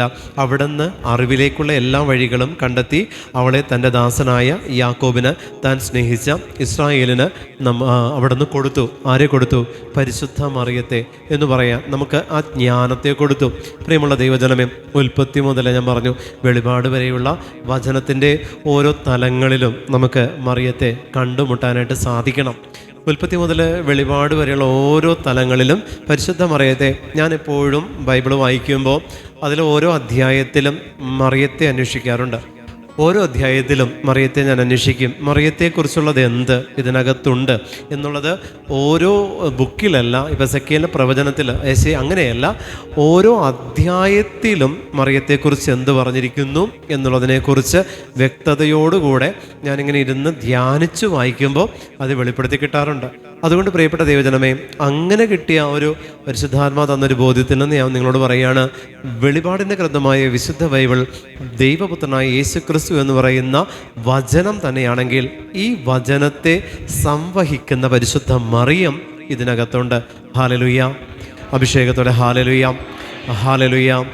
ഇതിനകത്ത് നിന്ന് എത്ര പുസ്തകങ്ങൾ മാറ്റിവെച്ചാലും പരിശുദ്ധ മറിയം ഇതിനകത്ത് തന്നെ ഉണ്ട്. ഉൽപ്പത്തി മുതൽ വെളിപാട് വരെ ഇതിനകത്ത് തന്നെ പരിശുദ്ധ മറിയത്തിൻ്റെ സ്വർഗീയ സജീവ സാന്നിധ്യത്തെ നമുക്ക് തിരിച്ചറിയാനായിട്ട് പറ്റും. നമ്മൾ പറയും പരിശുദ്ധ അമ്മയെക്കുറിച്ച് വളരെ കുറച്ചേ ബൈബിളിൽ പറഞ്ഞിട്ടുള്ളൂ, അമ്മ വളരെ കുറച്ച് സംസാരിച്ചിട്ടുള്ളൂ. പ്രിയമുള്ളവരെ, അമ്മ തന്നെയാണ് ഈ ബൈബിളിൽ മുഴുവനും ഉള്ളത്. പക്ഷെ അത് കണ്ടെത്തുക എന്നുള്ളതാണ് ബാറൂക്ക് ഇതിൽ പറയുന്നത്. വ്യക്തതയോടുകൂടെ ബാറൂക്ക് നമ്മളെ പഠിപ്പിച്ചൊരു കാര്യമുണ്ട്. അവളെ കണ്ടെത്താനായിട്ട് അവളുടെ അടുത്തേക്കുള്ള മാർഗം ആർക്കും അറിവില്ല, ആ മാർഗത്തെക്കുറിച്ച് ആരും ശ്രദ്ധിക്കുന്നുമില്ല എന്നാണ് ബാറൂക്ക് പറയുന്നത്. അവളെ കണ്ടെത്തണമെങ്കിൽ ജ്ഞാനത്തിന് വേണ്ടി പ്രാർത്ഥിക്കണം. അറിവിന് വേണ്ടിയിട്ടല്ല, ജ്ഞാനത്തിന് വേണ്ടി പ്രാർത്ഥിക്കണേ. അറിവ് ലോകത്തിൻ്റെതും ജ്ഞാനം സ്വർഗത്തിൻ്റെതുമാണ്. Hallelujah, hallelujah. അറിവുണ്ടെന്ന് പറയുന്നത് ലോകത്തെക്കുറിച്ചാണ്. ലോകത്തെക്കുറിച്ചൊരിക്കലും ജ്ഞാനമില്ല. ലോകത്തെക്കുറിച്ചുള്ളതെല്ലാം അറിവുകളാണ്. ദൈവത്തെക്കുറിച്ചുള്ളതിൻ്റെ പേരാണ് ജ്ഞാനമെന്ന് പറയുന്നത്. അതുകൊണ്ടാണ് പരിശുദ്ധ മറിയത്തെ ദിവ്യജ്ഞാനത്തിൻ്റെ സിംഹാസനം എന്ന് പറയുന്നത്. ആ ജ്ഞാനം എന്ന് പറയുന്നത് ലോകത്തെക്കുറിച്ചുള്ളതാണെങ്കിൽ അതിനെ ഒരിക്കലും സഭ ദിവ്യജ്ഞാനം എന്ന് പറയില്ല. ജ്ഞാനം ദിവ്യജ്ഞാനമാകാൻ കാരണം ജ്ഞാനമെന്ന് പറയുന്നത് ദൈവ നിവേശിതമാണ്, ദൈവ നിക്ഷിപ്തമാണ്. അതുകൊണ്ട് തന്നെ ജ്ഞാനത്തിൻ്റെ സിംഹാസനം പരിശുദ്ധ മറിയം, സീറ്റ് ഓഫ് വിസ്ഡം. പരിശുദ്ധ അമ്മ എന്ന് പറയുന്നത് ഈ വിസ്ഡം, ഈ സീറ്റ് എന്ന് പറയുന്നത് എന്താ? സ്വർഗത്തിൽ നിന്ന് അയച്ചവൻ ഇവിടെയാണ് റെസ്റ്റ് ചെയ്തത്, ഭൂമിയിൽ വന്നിട്ട്, മറ്റൊരിടത്തുമല്ല. പിന്നെ അവൻ റെസ്റ്റ് ചെയ്തിട്ടുണ്ടെങ്കിൽ അത് വിശുദ്ധ കുരിശിലാണ്. ക്രിസ്തുവിൻ്റെ നിങ്ങൾ എടുത്തു നോക്കിയേ, ക്രിസ്തു ഈ ഭൂമിയിൽ വന്ന് ക്രിസ്തു ഏതെല്ലാം കരങ്ങളിലൂടെ കടന്നുപോയി. ഈ ഭൂമിയിൽ നമ്മൾ നോക്കുമ്പോൾ ക്രിസ്തു കടന്നുപോയ 3 കരങ്ങൾ വിശുദ്ധ യൗസേപ്പും ശീമോൻ്റെ പ്രവചനത്തിലും ശീമോനിലേക്കും പരിശുദ്ധ അമ്മയിലേക്കും. ഈ 3 കരങ്ങളിലൂടെ കടന്ന് പിന്നെ ക്രിസ്തു റെസ്റ്റ് ചെയ്തിട്ടുണ്ടെങ്കിൽ അത് വിശുദ്ധ കുരിശില, വിശുദ്ധ കുരിശില. പരിശുദ്ധ മറിയത്തിലേക്ക് ക്രിസ്തു കടന്നു വരുമ്പോൾ അമ്മയിലേക്ക് കടന്നു വന്ന് അമ്മയോട് കൂടെ 30 വർഷക്കാലം എന്ന് പറയുന്ന ഒരു തലമുണ്ട്. അമ്മയോട് കൂടെ 30 വർഷം. കാരണം അവസാന 3 വർഷമാണ് അവൻ പരസ്യ ജീവിതം എന്ന് പറയുന്ന ഒരവസ്ഥയിലേക്ക് എത്തുന്നത്. അതിനു മുൻപ് വരെ കർത്താവിൻ്റെ ജീവിതം ഈ ഏദൻ തോട്ടമാകുന്ന മറിയം എന്ന് പറയുന്ന ഉദ്യാനത്തിലായിരുന്നു. ആമേൻ, ഹല്ലേലൂയ. അഭിഷേകത്തോടെ ഹല്ലേലൂയ. പരിശുദ്ധ മറിയം എന്ന് പറയുന്ന ഉദ്യാനത്തിൽ അവൻ വ്യാപരിച്ചു എന്നുള്ളതാണ്. ഈ ഉദ്യാനത്തിൽ നമുക്ക് കാണാൻ പറ്റും, നമ്മൾ ഏദൻ തോട്ടത്തിലും കാണുന്നുണ്ട്, ആദവും ഹവ്വയും പിതാവായ ദൈവത്തിൻ്റെ അവൻ ഉലാത്തുന്നതിൻ്റെ ശബ്ദം അവർ കേട്ടു. അവർ ഓടി മറഞ്ഞു. നഗ്നരായതുകൊണ്ട് അവർ ഓടി മറഞ്ഞു എന്ന് വചനം പഠിപ്പിക്കുന്നു. നഗ്നത തിരിച്ചറിഞ്ഞത് എപ്പോഴാ? ഒരു പാപം ചെയ്തപ്പോഴാ. അതിനു മുൻപ് വരെ അത് കാണാൻ അവരുടെ കണ്ണുകൾ, തിന്മയെ കാണാനുള്ള കണ്ണുകൾ ഓപ്പൺഡ് ആയിരുന്നില്ല. അതിനുശേഷമാണ് കണ്ണ് ഓപ്പൺ ആകുന്നതും തിന്മ എന്ന് പറയുന്ന അവസ്ഥയാണ് എന്ന് തിരിച്ചറിയുന്നത്. Hallelujah, hallelujah. അതുകൊണ്ട് പ്രിയപ്പെട്ടവരെ, നന്മയെ തിരിച്ചറിഞ്ഞാൽ മതി, തിന്മയെ ഒഴിവാക്കാൻ പറ്റും. തിന്മയെ അറിയണമെന്നില്ല. പരിശുദ്ധ മറിയത്തെ നിങ്ങൾ നോക്കിയേ, അവള് നന്മയാണ്, പ്രസാദപര സമ്പൂർണയാണ്. അതുകൊണ്ട് തന്നെ അവളിലൂടെ മാത്രമേ ക്രിസ്തുവിന് ലോകത്തിലേക്ക് വരാൻ പറ്റുള്ളൂ. അവളിലൂടെ അല്ലാതെ മറ്റാരിലൂടെയും അവന് ലോകത്തിലേക്ക് വരാൻ പറ്റില്ല. അവളിലൂടെ അല്ലാതെ അവൻ വന്നാൽ അത് പൂർണ്ണതയിലേക്ക് എത്തത്തുമില്ല. അതുകൊണ്ട് ക്രിസ്തുവിന് എഗെയിൻ ഒരു വരവിനെ കുറിച്ച് വെളിപാടിൻ്റെ ഗ്രന്ഥത്തിൽ നമ്മൾ വായിക്കുന്നുണ്ട്. എഗെയിൻ നമ്മൾ പറയുന്നുണ്ട് കർത്താവിൻ്റെ 2ാം വരവ് എന്ന് പറയുന്നൊരവസ്ഥയുണ്ട്. പിതാവ് നിശ്ചയിച്ച സമയത്തെക്കുറിച്ച് ആർക്കും അറിയില്ലെന്ന് പുത്രൻ പറയുന്നുണ്ട്. പുത്രന് പോലുമോ എന്ന് പറഞ്ഞുകൊണ്ടാണ് പുത്രൻ പറയുന്നത്. ആ സമയത്തെക്കുറിച്ചോ മണിക്കൂറിനെക്കുറിച്ചോ പിതാവിനല്ലാതെ മറ്റാർക്കും അറിയത്തില്ല. പിതാവ് നിശ്ചയിച്ചു, പക്ഷേ ഒരുക്കി വെച്ചിട്ടുണ്ട്. അതിനകത്ത് വ്യക്തമായിട്ട് പറയുന്നുണ്ട്, വരും വരും 2ാമത്തെ വരവ്. 2ാമത്തെ വരവിൻ്റെ ദിവസത്തെ അതിജീവിക്കാൻ ഈ ലോകത്തിന് പറ്റില്ല എന്നുള്ളത് പ്രവചന ഗ്രന്ഥങ്ങളിലുള്ളതാണ്. അപ്പം അത്രത്തോളം പുത്രനായ ദൈവം കടന്നു വരുമ്പോൾ അവൻ വരുന്നത് പൂർണ്ണമായ ദൈവീക അവസ്ഥയിലാണ് വരുന്നത്. പൂർണ്ണമായ ദൈവീക അവസ്ഥയിൽ പുത്രൻ കടന്നു വരികയാണ്. പ്രിയമുള്ളവരെ, യേശു ക്രിസ്തു കടന്നു വന്നപ്പോൾ നിങ്ങൾ ശ്രദ്ധിച്ച് കേൾക്കണേ. ക്രിസ്തു കടന്നു വന്നപ്പോഴല്ല, ക്രിസ്തു എന്ന് പറയുന്ന ശരീരം യേശുവിലേക്ക് വന്ന് യേശു ക്രിസ്തുവായിട്ട് അവൻ ഭൂമിയിലേക്ക് കടന്നു വന്നു. സാത്താൻ യേശു ക്രിസ്തുവിനോട് ചോദിച്ചൊരു ചോദ്യമുണ്ട്, സമയത്തിന് മുൻപ് നീ എന്തിനാണ് ഞങ്ങളെ പീഡിപ്പിക്കാനായിട്ട് വന്നത്? Hallelujah, hallelujah, hallelujah. അതുകൊണ്ട് തന്നെ ക്രിസ്തു ഒരിക്കലും സാത്താനെ ബന്ധിച്ചില്ല, പുറത്താക്കിയതേ ഉള്ളൂ. സാത്താൻ ഇപ്പോഴും ഇവിടെ എവിടെയൊക്കെ തന്നെ ഉണ്ട്. പോയിട്ടില്ല. അന്ന് പല പേരിൽ അറിയപ്പെട്ടെങ്കിൽ ഇന്ന് മറ്റൊരു പേരിൽ എത്രയേ ഉള്ളൂ, പുറത്താക്കിയില്ല. അവൻ പുറത്താക്കി, ബന്ധിച്ചില്ല. കാരണം അവൻ വന്നപ്പോൾ, ക്രിസ്തു വന്നപ്പോൾ, ക്രിസ്തുവിൻ്റെ മുൻപിൽ കൊണ്ടുവന്ന പൈശാചിക ആവാസമുണ്ടായിരുന്ന വ്യക്തികൾ, അശുദ്ധാത്മ ബാധയുള്ള വ്യക്തികൾ ഒക്കെ വന്നപ്പോഴെല്ലാം ഈശോ പറഞ്ഞെന്താ? അവനെ വിട്ട് പുറത്തു പോവുക, അവളെ വിട്ട് പുറത്തു പോവുക. പിശാച് ഉപദ്രവമൊന്നും ഉണ്ടാക്കാതെ അവനെ വിട്ട് പുറത്തുപോയി. എങ്ങോട്ട് പോയി? അതിനെപ്പറ്റി വ്യക്തതയില്ല. ഒരു തരത്തിൽ മാത്രം പറയുന്നുണ്ട്, പന്നിക്കൂട്ടത്തിലേക്ക് പോവാൻ പെർമിഷൻ എടുക്കുന്നുണ്ട്. കാരണം അത് അവരുടെ ടെറിട്ടറിയാ. ഈ ദേശം വിട്ടുപോകാൻ ഞങ്ങളെ സമ്മതിക്കരുത്, ഞങ്ങളോട് പറയരുത്, ഗരസേനരുടെ ദേശം വിട്ട് ഞങ്ങൾ പോകില്ല. അതുകൊണ്ട് നീ ഒരു കാര്യം ചെയ്യ്, ഞങ്ങളെ പന്നിക്കൂട്ടത്തിലേക്ക് വിട്. കാരണം എന്താ? ഈ ദേശത്തുള്ള ആ പന്നികളിലെങ്കിലും ഞങ്ങൾക്ക് നിലനിൽക്കണം. അത്രയും ഒരു ഡിമാൻഡ് അവർ വെക്കുന്നുണ്ട്. കർത്താവ് അത് അംഗീകരിക്കുന്നുണ്ട്. പ്രിയമുള്ളവരെ, ഈശോ അവിടെ മറുത്തു പറയുന്നില്ല. കർത്താവിന് വേണമെങ്കിൽ പറയാം, നാവടക്കാൻ പറയാം. പക്ഷെ ഈശോ പറയുന്നില്ല. പകരം ഈശോ എന്താ ചെയ്തത്? അവരെ പന്നിക്കൂട്ടത്തിലേക്ക് അയച്ചു. കർത്താവ് അനുസരിച്ചു എന്നൊരു വചനം, എന്നൊരു തലത്തെ നമുക്കവിടെ കാണാൻ പറ്റും. യേശു ക്രിസ്തു അനുസരിച്ചു. എന്തനുസരിച്ചു? പന്നിക്കൂട്ടത്തിലേക്ക് പോകാൻ ഞങ്ങളെ അനുവദിക്കണമെന്ന് പറഞ്ഞപ്പോൾ കർത്താവ് അത് ചെയ്തു കൊടുക്കുന്നുണ്ട്. എന്തുകൊണ്ടാ പ്രിയപ്പെട്ടവരെ? അവനെ, ആ സതാൻ്റെ, ആ അരൂപികളെ അവിടെ തന്നെ നിലനിർത്തുന്നത് എന്തുകൊണ്ടാണ്? നമ്മൾ ദാവീദിൻ്റെ ചരിത്രം വായിക്കുമ്പോൾ ഗോലിയാത്തിനെ ദാവീദ് ഒറ്റ കല്ലുകൊണ്ട് എറിഞ്ഞു വീഴ്ത്തി. ദാവീദും ഗോലിയാത്തും കൂടെ വരുമ്പോൾ, അത് സാവൂളും ദാവീദും കൂടെ വരുമ്പോൾ അവിടെ ഒരു വചനം എഴുതി വെച്ചിട്ടുണ്ട്. സാവൂളിലേക്ക് ദൈവമായ കർത്താവ് ഒരു ദുരാത്മാവിനെ അയച്ചു. ഹല്ലേലൂയ. സാമുവേൽ പ്രവാചകന്റെ പുസ്തകത്തിൽ നമുക്ക് അതിനെക്കുറിച്ച് വായിക്കാൻ പറ്റും. സാവൂളിലേക്ക് ദൈവമായ കർത്താവ് ഒരു ദുരാത്മാവിനെ അയച്ചു. അപ്പോൾ ഈ ദൈവമായ കർത്താവ് ദുരാത്മാവിനെ അയച്ചു എന്ന് പറയുമ്പോൾ അതിനകത്തൊരു കോൺട്രവേഴ്സി ഉണ്ട്, അതിനകത്തൊരു ആയിട്ടുള്ളൊരു വിരോധാഭാസം കിടക്കുന്നുണ്ട്. പക്ഷേ അയച്ചു എന്ന് പറയുന്നത് സത്യമാണ്. അയക്കപ്പെട്ടു, സാവൂളിലേക്ക് അയച്ചു. സാവൂളിലേക്ക് ഈ ഒരു സ്പിരിറ്റ് കടന്നു ചെന്നപ്പോൾ ദാവീദിനെ കൊല്ലാൻ സാവൂള് തീരുമാനമെടുക്കുക. ദാവീദിനെ ഇല്ലാതാക്കാൻ സാവൂള് തീരുമാനമെടുത്തു. അപ്പോൾ ഇതിൽ നിന്നും നമുക്ക് എന്തു മനസ്സിലാക്കാൻ പറ്റും? ചില സഹനങ്ങൾ അനുവദിക്കുന്ന ദൈവം ചില സഹനങ്ങൾക്ക് വേണ്ടിയിട്ട് ഇത്തരത്തിലുള്ള പീഡകളെ ദൈവം നിങ്ങളുടെ ജീവിതത്തിൽ അനുവദിച്ചിട്ടുണ്ടെങ്കിൽ നിങ്ങൾ അറിയണം, നിങ്ങളെ ദാവീദിൻ്റെ അഭിഷേകത്തിലേക്ക് ദൈവത്തിന് ഉയർത്താൻ പദ്ധതിയുള്ളത് കൊണ്ടാണ്. Hallelujah, hallelujah, hallelujah, hallelujah. ദാവീദിൻ്റെ അഭിഷേകത്തിലേക്ക് ഉയർത്താനുള്ള പദ്ധതി ദൈവത്തിന് നിന്നെക്കുറിച്ചുള്ളത് കൊണ്ടാണ് സാവൂളിലേക്ക് പ്രവേശിപ്പിക്കപ്പെട്ടതുപോലൊരു ദുരാത്മാവ് നീ ആയിരിക്കുന്ന ചുറ്റുപാടിൽ നിന്ന് നിന്നെ ആക്രമിച്ചുകൊണ്ടിരിക്കുന്നത്. പ്രിയമുള്ളവരെ, ഇതിനെ നമ്മൾ എത്രത്തോളം നമ്മൾ അതിനെ യൂസ് ചെയ്യണമെന്നുള്ളത് നിങ്ങൾ ചിന്തിക്കുക. അതായത് ആ ദുരാത്മാവിൻ്റെ പ്രവർത്തനത്തെ സ്പിരിച്വലി മെച്യൂർഡാകാൻ, മെച്യൂരിറ്റിയിലേക്ക് വരാൻ, നിങ്ങൾക്കതിനെ യൂസ് ചെയ്യാൻ കർത്താവ് ഒരു വ്യക്തിയുടെ കയ്യിൽ കൊടുത്തു വിട്ടത് മാത്രമാണ് പൈശാചികത. ഹല്ലേലൂയ, ഹല്ലേലൂയ. കാരണം നിങ്ങളതിനെ മല്ലിട്ട് തോൽപ്പിച്ച് കീഴടക്കണം. മല്ലിട്ട് തോൽപ്പിച്ച് കീഴടക്കണം. അതാണ് ദൈവിക പദ്ധതി. യൂദാസ് 12 പേരിൽ ഒരുവനായിട്ട് എണ്ണപ്പെട്ടു. ഒഴിവാക്കാമായിരുന്നു ദൈവത്തിന്, ഒഴിവാക്കിയില്ല. 12 പേരെ കർത്താവ് ഇങ്ങനെ അവരെ കർത്താവ് അനുഗ്രഹിച്ചയച്ചു, അധികാരം കൊടുത്തയച്ചു. സകല വൈശാചിക ശക്തികളുടെ മേലും, എല്ലാ അശുദ്ധാത്മാക്കളുടെ മേലും, രോഗങ്ങളുടെ മേലും, രോഗികളുടെ മേലും നിങ്ങൾക്ക് ഞാൻ അധികാരം നൽകുന്നു എന്ന് പറഞ്ഞുകൊണ്ട് അധികാരം കൊടുത്തു. ശിഷ്യന്മാർക്ക് അധികാരം കൊടുത്ത കൂട്ടത്തില് യൂദാസിനും കിട്ടി അധികാരം എന്നുള്ളതാ. ഹല്ലേലൂയ. അഭിഷേകത്തോടെ ഹല്ലേലൂയ, ഹല്ലേലൂയ, ഹല്ലേലൂയ, ഹല്ലേലൂയ, ഹല്ലേലൂയ. അഭിഷേകം കൊടുത്ത കൂട്ടത്തില് യൂദാസിനും കിട്ടിയ അഭിഷേകം, യൂദാസിനും കിട്ടിയ അധികാരം. ഈ അധികാരം ഉള്ളിലുണ്ടായിരിക്കെ പരിശുദ്ധ അമ്മ കഴിഞ്ഞിട്ട് ക്രിസ്തുവിനെ ചുംബിക്കാൻ അവൻ തിരഞ്ഞെടുക്കപ്പെട്ടു. സാത്താനാ. യേശുവിനെ ചുംബിച്ചത് പരിശുദ്ധ മറിയമാണ്. എങ്കിൽ പരിശുദ്ധ മറിയം കഴിഞ്ഞ് യേശുവിനെ ചുംബിച്ചത് ആരാണ്?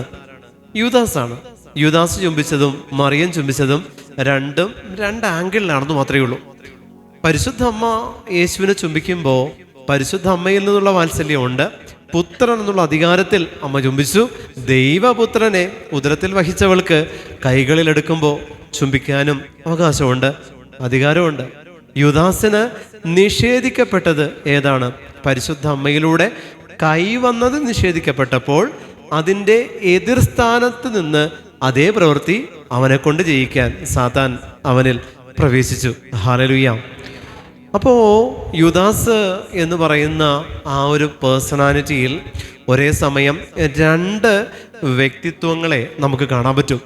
രണ്ട് വ്യക്തിത്വങ്ങൾ. അതായത് ക്രിസ്തു എന്ന് പറയുന്നവൻ ക്രൂശിൽ എത്തണമെങ്കിൽ പ്രിയപ്പെട്ടവരെ അവൻ ആരെങ്കിലും ഒറ്റിയേ പറ്റൂ. അവൻ ഒറ്റണം. ഒറ്റാനായിട്ട് അവൻ ഒറ്റുമ്പോൾ അത് വാല്യൂ ഉള്ളതായിരിക്കണം.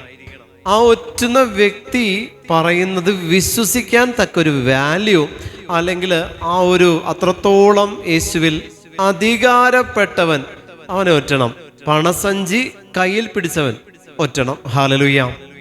യൂദാസിനെ സംബന്ധിച്ച് യൂദാസിന് ഒറ്റ ഡ്യൂട്ടിയാണ്, പണസഞ്ചി അവൻ്റെ കയ്യിലാണ്. അപ്പോൾ നമ്മൾ പണത്തിന് വേണ്ടിയിട്ട് ദൈവത്തെ മറക്കുമ്പോൾ ഞാനും നിങ്ങളൊക്കെ യൂദാസിൻ്റെ സ്പിരിറ്റിൽ ഓടിക്കൊണ്ടിരിക്കുന്ന കത്തോലിക്കരും ക്രിസ്തു ശിഷ്യരും. Hallelujah, hallelujah. പല ശുശ്രൂഷകരും വീഴുന്നത് ഈ പണസഞ്ചിയുടെ പ്രശ്നത്തിലാണ്. പണസഞ്ചിയിൽ കണ്ണുവെച്ച് ശുശ്രൂഷ പോയാൽ പ്രിയപ്പെട്ടവരെ, യൂദാസ് കൊടുക്കുന്ന പോലെ ഒരു ഉമ്മയും കൊടുത്ത് കർത്താവിനെ തള്ളിപ്പറഞ്ഞ് വഴിവിട്ട് മറ്റൊരു വഴിക്ക് നമ്മൾ ഓടേണ്ടി വരും. അങ്ങനെയാ. അപ്പോൾ നമ്മൾ പണസഞ്ചി കൊടുക്കാനായിട്ടുള്ളവനെ കർത്താവായ ദൈവം തന്നെയാണ് തിരഞ്ഞെടുത്തത്. ബാക്കി 11 പേർക്കും അഭിഷേകം കിട്ടിയപ്പോൾ പണസഞ്ചി മാത്രമേ യൂദാസിന് കിട്ടിയുള്ളൂ. അവസാനത്തെ ചില്ലിത്തൊട്ട് അവൻ വലിച്ചെറിയുന്നത് വരെ അവൻ്റെ കയ്യിൽ അത് കിട്ടുകയും ചെയ്തുള്ളൂ. അവൻ കെട്ടി ഞാന്നു ചത്തു എന്നാണ് വചനം എഴുതി വെച്ചിരിക്കുന്നത്. ചത്തു എന്ന് പറഞ്ഞാൽ അത് യൂദാസ് മാത്രമേ ഉള്ളൂ. മനുഷ്യനെ ഒരിക്കലും ചത്തു എന്ന് പറയുന്നില്ല. മൃഗങ്ങളെയാണ് ചത്തു എന്ന് പറയുന്നത്. മനുഷ്യനെക്കുറിച്ച് മരിച്ചു എന്ന് പറയുള്ളൂ. മനുഷ്യനെക്കുറിച്ച് പറയുന്നെങ്കിൽ അത് മരിച്ചു. പക്ഷേ യൂദാസിനെ പറ്റി പറഞ്ഞപ്പോൾ ചത്തു. മരണം എന്ന് പറഞ്ഞാൽ എന്താ? മരിച്ചു എന്ന് പറയുന്നത് എന്തുകൊണ്ടാണ്? തിരിച്ചുവരവുള്ളത് കൊണ്ടാണ് പ്രിയപ്പെട്ടവരെ. രണ്ടാം ജന്മമല്ല, ആത്മാവിൻ്റെ ജീവനും കർത്താവിൻ്റെ രണ്ടാം വരവിൽ ഉയർപ്പിൻ്റെ സാധ്യതയും നിലനിൽക്കുന്നത് കൊണ്ടാണ് മരിച്ചു എന്നുള്ള വേർഡ് പറയുന്നത്. ചത്തു എന്നുള്ള വേർഡ് പറയുന്നത് എപ്പോഴാണ്? പ്രതീക്ഷയില്ല, അത് തീർന്നു, ഇനിയൊരു നോട്ടവും ഇല്ല. പക്ഷേ ആത്മാവ് ഉള്ള വ്യക്തിയെ സംബന്ധിച്ച് ഒരിക്കലും മരിച്ചു എന്നല്ലാതെ ചത്തു എന്ന് നമ്മൾ പറയത്തില്ല. മരിച്ചു എന്നേ പറയുള്ളൂ. മരിച്ചു എന്ന് പറയുന്നത് എന്തുകൊണ്ടാണ്? അവനിൽ ഒരു ദൈവാത്മാവ് ഉണ്ടായിരുന്നു. അതെടുക്കപ്പെട്ടപ്പോൾ ഉള്ള ശരീരത്തിൻ്റെ അവസ്ഥയാണ്. വീണ്ടും കർത്താവിൻ്റെ രണ്ടാം വരവിൽ ഇത് കർത്താവിനോടുകൂടെ ചേർക്കപ്പെടേണ്ടതാണ്. അതുകൊണ്ട് പ്രിയപ്പെട്ട ദൈവജനമേ, യൂദാസിനെ പറ്റി പറയുന്നത് ചത്തു എന്നുള്ളതാണ്. തിരിച്ചുവരവ് പ്രതീക്ഷിക്കേണ്ട, തിരിച്ചുവരവ് പ്രതീക്ഷിക്കേണ്ട. നമ്മളൊന്ന് ചിന്തിച്ചേ. പണസഞ്ചി മാത്രം കൊടുത്തപ്പോൾ അഭിഷേകം നഷ്ടപ്പെടുത്തി കളഞ്ഞില്ലേ? പണസഞ്ചി കയ്യിൽ വന്നപ്പോൾ അഭിഷേകം നഷ്ടപ്പെടുത്തി. ഇതാണ് നമ്മളിൽ കൃപയില്ലെങ്കിൽ ലോകത്തിൻ്റെതായിട്ടുള്ള എന്തെങ്കിലും ഒരു പൊസിഷൻ സാധാരണ നമുക്ക് തരും. കൃപയുണ്ടോ ആ പൊസിഷനെ നമുക്ക് ഉപേക്ഷിക്കേണ്ടി വരും. ഹല്ലേലൂയ. അഭിഷേകത്തോടെ ഹല്ലേലൂയ, ഹല്ലേലൂയ, ഹല്ലേലൂയ, ഹല്ലേലൂയ. ബാക്കി 11 പേരും പണം കൈകാര്യം ചെയ്തില്ല. യൂദാസ് കൈകാര്യം ചെയ്തു. കാരണം അവനത് മാത്രമേ കൈകാര്യം ചെയ്യാൻ അറിയുള്ളൂ. ക്രിസ്തുവിനെ കൈകാര്യം ചെയ്യാൻ യൂദാസിന് അറിയില്ലായിരുന്നു. ബാക്കി 11 പേരും ക്രിസ്തുവിനെ കൈകാര്യം ചെയ്യാൻ പഠിച്ചപ്പോൾ വിശുദ്ധ യോഹന്നാൻ ഒഴികെ ബാക്കി എല്ലാവരും ക്രിസ്തുവിനെ പ്രതി രക്തസാക്ഷിത്വത്തിലേക്ക് പ്രവേശിച്ചു. ഹല്ലേലൂയ. ഇതാണ് പ്രിയമുള്ള ദൈവജനമേ, പണസഞ്ചി എന്ന് പറയുന്ന ലോകം തരുന്ന എന്തെങ്കിലും ഒരു പ്രോഡക്റ്റ് നിങ്ങളുടെ കയ്യിലുണ്ടെങ്കിൽ ക്രിസ്തു തരുന്നതായിട്ടുള്ള അഭിഷേകത്തിൻ്റെ തലം നിങ്ങളിൽ നിലനിൽക്കുകയില്ല. ഹല്ലേലൂയ. അഭിഷേകത്തോടെ ഹല്ലേലൂയ, ഹല്ലേലൂയ. യൂദാസ് ബാക്കിയുള്ള 11 പേർക്കും ഉപദ്രവമായില്ല. അവൻ്റെ ഉള്ളിൽ അത്രയും പൈശാചികത ഉണ്ടായിട്ടും അവൻ 11 പേർക്കും ഉപദ്രവമായില്ല. എന്തുകൊണ്ടാ? അവൻ കോൺസെൻട്രേറ്റ് ചെയ്തത് 11 പേരെയോ ക്രിസ്തുവിനെയോ അല്ല, പണത്തെയായിരുന്നു. മറ്റൊന്നിനെ അവൻ കോൺസെൻട്രേറ്റ് ചെയ്തില്ല. 11 പേർക്കും അവൻ ഉപദ്രവമാകാതിരിക്കാൻ പണസഞ്ചി അവനിൽ നൽകപ്പെട്ടു, ഏൽപ്പിക്കപ്പെട്ടു. ആലോചിക്കണം, നമ്മുടെ കൂട്ടത്തിലും ഇത്തരത്തിലേതെങ്കിലും ഒരവസ്ഥയുണ്ട്. നമ്മുടെ കൂട്ടത്തിലും ഇത്തരത്തിൽ ഏതെങ്കിലുമൊക്കെ ഒരു അവസ്ഥയിലൂടെ നമ്മൾ കടന്നു പോകും. നമുക്ക് ഉപദ്രവമായിട്ട് തോന്നുന്ന ചില വ്യക്തികളിൽ ദൈവം മറ്റെന്തെങ്കിലും കൊടുത്ത് അവിടെ അടക്കിയിരുത്തിയിട്ടുണ്ടാവും. Hallelujah, hallelujah. നമുക്ക് ഉപദ്രവമാകുന്ന ചില സാഹചര്യങ്ങളെ കർത്താവ് മറ്റേതെങ്കിലും തരത്തിൽ ലോക്ക് ചെയ്ത് വയ്ക്കും. യുദാസിനെ ലോക്ക് ചെയ്ത് വെച്ചത് കറൻസിയിലൂടെയാണ്. കറൻസിയിലൂടെ യുദാസ് മറ്റു 11 പേർക്കും ഉപദ്രവമാകാതെ ആ വിളകളോടുകൂടെ യുദാസ് എന്ന് പറയുന്ന കളയും ഒപ്പം വളർന്നു എന്നുള്ളതാണ്. ബാക്കി 11 വിളകളോടുകൂടെ യുദാസ് എന്ന് പറയുന്ന കള ഒപ്പം വളർന്നു. ക്രിസ്തു അനുവദിച്ചു, എണ്ണപ്പെട്ടു. 12 പേരോടുകൂടെ എണ്ണപ്പെടാൻ ദൈവം അനുവദിച്ചു. അവനെ യേശുവിനോടുകൂടെ നടക്കാൻ ദൈവം അനുവദിച്ചു എന്നുള്ളതാണ്. അതുകൊണ്ട് നമ്മളുടെ ഉള്ളിലുള്ള ദൈവത്തിൻ്റെ അംശത്തെ തകർക്കാൻ ശ്രമിക്കുന്ന ചില യുദാസിൻ്റെ സ്പിരിറ്റുകൾ എന്നിലും നിങ്ങളിലും ഉണ്ട് എന്നുള്ളത് മറക്കരുത്. Hallelujah, hallelujah, hallelujah, hallelujah. അവിടുന്ന് അറിവിലേക്കുള്ള എല്ലാ വഴികളും കണ്ടെത്തി അവളെ തൻ്റെ ദാസനായ യാക്കോബിന് താൻ സ്നേഹിച്ച് ഇസ്രായേലിന് കൊടുത്തു. അനന്തരം അവൾ ഭൂമിയിൽ പ്രത്യക്ഷപ്പെടുകയും മനുഷ്യരുടെ ഇടയിൽ വസിക്കുകയും ചെയ്തു. പരിശുദ്ധ മറിയത്തിൻ്റെ ലാസ്റ്റ് ഫോം നമ്മൾ കണ്ടു. അനന്തരം അവൾ മനുഷ്യരുടെ ഇടയിൽ പ്രത്യക്ഷപ്പെട്ടു. പരിശുദ്ധ മറിയത്തെ ആ രീതിയിലാണ് വ്യാഖ്യാനിക്കുന്നത്. പ്രത്യക്ഷപ്പെട്ടു, മനുഷ്യരുടെ ഇടയിൽ പ്രത്യക്ഷപ്പെട്ടു. മനുഷ്യരുടെ ഇടയിൽ പരിശുദ്ധ മറിയം പ്രത്യക്ഷപ്പെട്ടു. നിങ്ങൾ എടുത്ത് നോക്കുക, മറിയത്തിൻ്റെ ഒരു പ്രത്യക്ഷീകരണത്തെക്കുറിച്ച് നമ്മൾ നോക്കുക. പരിശുദ്ധ മറിയം പ്രത്യക്ഷപ്പെട്ടു. ജ്ഞാനം ആണെങ്കിൽ അത് പ്രത്യക്ഷപ്പെട്ടു എന്ന് പറയുന്നില്ല. അപ്പോൾ പരിശുദ്ധ മറിയമാണ് ജ്ഞാനം എന്നുള്ളതിനെക്കുറിച്ച് നമ്മളൊന്ന് ചിന്തിച്ചാൽ നമുക്ക് മനസ്സിലാകും. അതായത് മനുഷ്യരോടുകൂടെ വസിച്ചു അവൾ എണ്ണപ്പെട്ടു. എന്തിനു വേണ്ടിയിട്ട്? ക്രിസ്തുവിനെ സ്വീകരിക്കാനുള്ളവൾ മനുഷ്യരോടുകൂടെ ആദ്യം എണ്ണപ്പെട്ടു. എന്നിട്ട് ക്രിസ്തു മനുഷ്യരോടുകൂടെ എണ്ണപ്പെട്ടു എന്നുള്ളതാണ് സത്യം. ആദ്യം മനുഷ്യരോടുകൂടെ എണ്ണപ്പെട്ടത് പരിശുദ്ധയായ മറിയമാണ്. പരിശുദ്ധയായ മറിയം മനുഷ്യരോടുകൂടെ എണ്ണപ്പെട്ടപ്പോൾ പരിശുദ്ധയായവളിലേക്ക് സ്വർഗ സന്നിധിയിൽ നിന്നിരുന്ന ഗബ്രിയേൽ വന്ന് സംസാരിച്ചു. കാരണം ഗബ്രിയേലിന് സംസാരിക്കാനുള്ള ഒരു ക്വാളിറ്റി മറിയത്തിൽ കണ്ടു. മറിയത്തോട് സംസാരിച്ചു. പ്രിയമുള്ള ദൈവജനമേ, നമ്മൾ ചിന്തിക്കണം, യേശു ക്രിസ്തുവിനെ സ്വീകരിക്കാനുള്ളവൾ ലോകത്തിൽ മനുഷ്യരോട് കൂടെ വസിച്ചു എന്നുള്ളതാണ്. നമ്മളുടെ ഉള്ളിലും യേശു ക്രിസ്തുവിനെ സ്വീകരിക്കാനായിട്ടുള്ള ഒരു യോഗ്യതയാകുന്ന ഒരു സഹനം ബാക്കി നിൽക്കുന്നുണ്ട് എന്നുള്ളത് തിരിച്ചറിയണം. യേശു ക്രിസ്തു എന്ന് പറയുന്ന ദൈവപുത്രനെ സ്വീകരിക്കാനുള്ള യോഗ്യതയാകുന്ന ഒരു സഹനം നമ്മുടെ ഉള്ളിലുണ്ടെങ്കിൽ സഹനത്തിൻ്റെ മാതാവായ പരിശുദ്ധ മറിയം ഈ സഹനത്തിൽ തുടരാൻ എന്നെയും നിങ്ങളെയും അനുവദിക്കുകയാണ് ചെയ്യുന്നത്. കാരണം ഈ സഹനത്തിലാണ് നിന്നിൽ ക്രിസ്തു കൺസീവ് ആവുകയുള്ളൂ. Hallelujah, hallelujah, hallelujah, hallelujah. അതായത് യേശുവിനെ സ്വീകരിക്കാൻ നിങ്ങൾ ആഗ്രഹിക്കുന്നുണ്ടെങ്കിൽ സഹനത്തെ നിങ്ങൾ സ്വീകരിച്ചാൽ നിങ്ങളിൽ വസിക്കുന്ന സഹനത്തിലാണ് ക്രിസ്തു കൺസീവ് ആകുന്നത്. ഒരു കുറവുണ്ടോ? അതാണ് നിങ്ങളുടെ ഏറ്റവും വലിയ യോഗ്യത എന്ന് പറയുന്നത്. ഒരു കുറവുണ്ടാവണം. Hallelujah, hallelujah. നിങ്ങളിലൊരു കുറവുണ്ടാകണം. എല്ലാവരാലും നിങ്ങൾ താഴെപ്പെട്ടിട്ടുണ്ടോ? നിങ്ങൾ ലക്കിയ. അതാണ് ഏറ്റവും ബെസ്റ്റ്. ഞാൻ പറയുന്നത് അതേ പറയുള്ളൂ. എല്ലാവരും നിങ്ങൾ ഒറ്റപ്പെടുത്തി മാറ്റി നിർത്തിയിട്ടുണ്ടോ? അത് ദൈവത്തിന് വേണ്ടി മാറ്റിയിട്ടിരിക്കുന്നതാ, മൂലക്കല്ലാണ്. അങ്ങനെയുള്ളവരെയാണ് സ്വർഗത്തിന് ആവശ്യം. എല്ലാവരാലും ഒറ്റപ്പെടപ്പെടുന്നുണ്ടോ നിങ്ങൾ? എന്തൊരു അഭിഷേകമാണ് നിങ്ങൾക്കറിയോ? നിങ്ങളത് ഏറ്റവും വലിയ അഭിഷേകം അതാണ്. ഈ ലോകത്തിന് തരാൻ പറ്റുന്ന ഒരു അഭിഷേകം ഉണ്ടെങ്കിൽ ഒറ്റപ്പെടുത്തലാണ്. ഈ ലോകത്തിന് നിങ്ങൾക്ക് തരാനുള്ള അഭിഷേകത്തിൻ്റെ പേര് ഒറ്റപ്പെടുത്തലാണ്. ആർക്കും നിങ്ങളെ മനസ്സിലാവില്ല, ആർക്കും നിങ്ങൾ അംഗീകരിക്കാൻ പറ്റില്ല, ആരും നിങ്ങൾ പറയുന്നത് സ്വീകരിക്കില്ല. ഇത് ലോകം നിങ്ങൾക്ക് തരുന്ന അഭിഷേകമാണ്. കാരണം നീ ലോകത്തിൻ്റെതല്ല. നിന്നെ കാത്ത് ഒരു അഭിഷേകം, ദൈവത്തിൻ്റെ പരിശുദ്ധാത്മാവ് നിന്നെ കാത്തിരിപ്പുണ്ട് എന്നുള്ള ലോകത്തിനൊരു അനൗൺസ്മെൻ്റ് ആണ്. എല്ലാവരും നിന്നെ ഒറ്റപ്പെടുത്തുന്നിടത്ത് നീ ഒരുങ്ങിക്കോ, പരിശുദ്ധാത്മാവ് വെയിറ്റ് ചെയ്യുന്നുണ്ട് നിനക്ക് വേണ്ടിയിട്ട്. ഹല്ലേലൂയ, അഭിഷേകത്തോടെ ഹല്ലേലൂയ, ഹല്ലേലൂയ, ഹല്ലേലൂയ, ഹല്ലേലൂയ, ഹല്ലേലൂയ. ആരും കേൾക്കാത്ത പരിഹാസം നിങ്ങൾക്കുണ്ടോ? അതും ദൈവം നിങ്ങൾക്ക് തന്നതാ. ആരും കേട്ടിട്ടില്ല ഇതുപോലൊന്ന്. പക്ഷെ ഞാൻ കേട്ടു. അത് ദൈവം നിങ്ങളെ തിരഞ്ഞെടുത്തത് കൊണ്ടാണ്. ക്രിസ്തു കേട്ടില്ലേ? ആരും കേൾക്കാത്തത്. ദൈവപുത്രനായിട്ട് പോലും തച്ചൻ്റെ മകനെന്ന് അവൻ എണ്ണപ്പെട്ടില്ലേ? തച്ചൻ്റെ മകൻ, അവൻ തച്ചൻ്റെ മകനാ.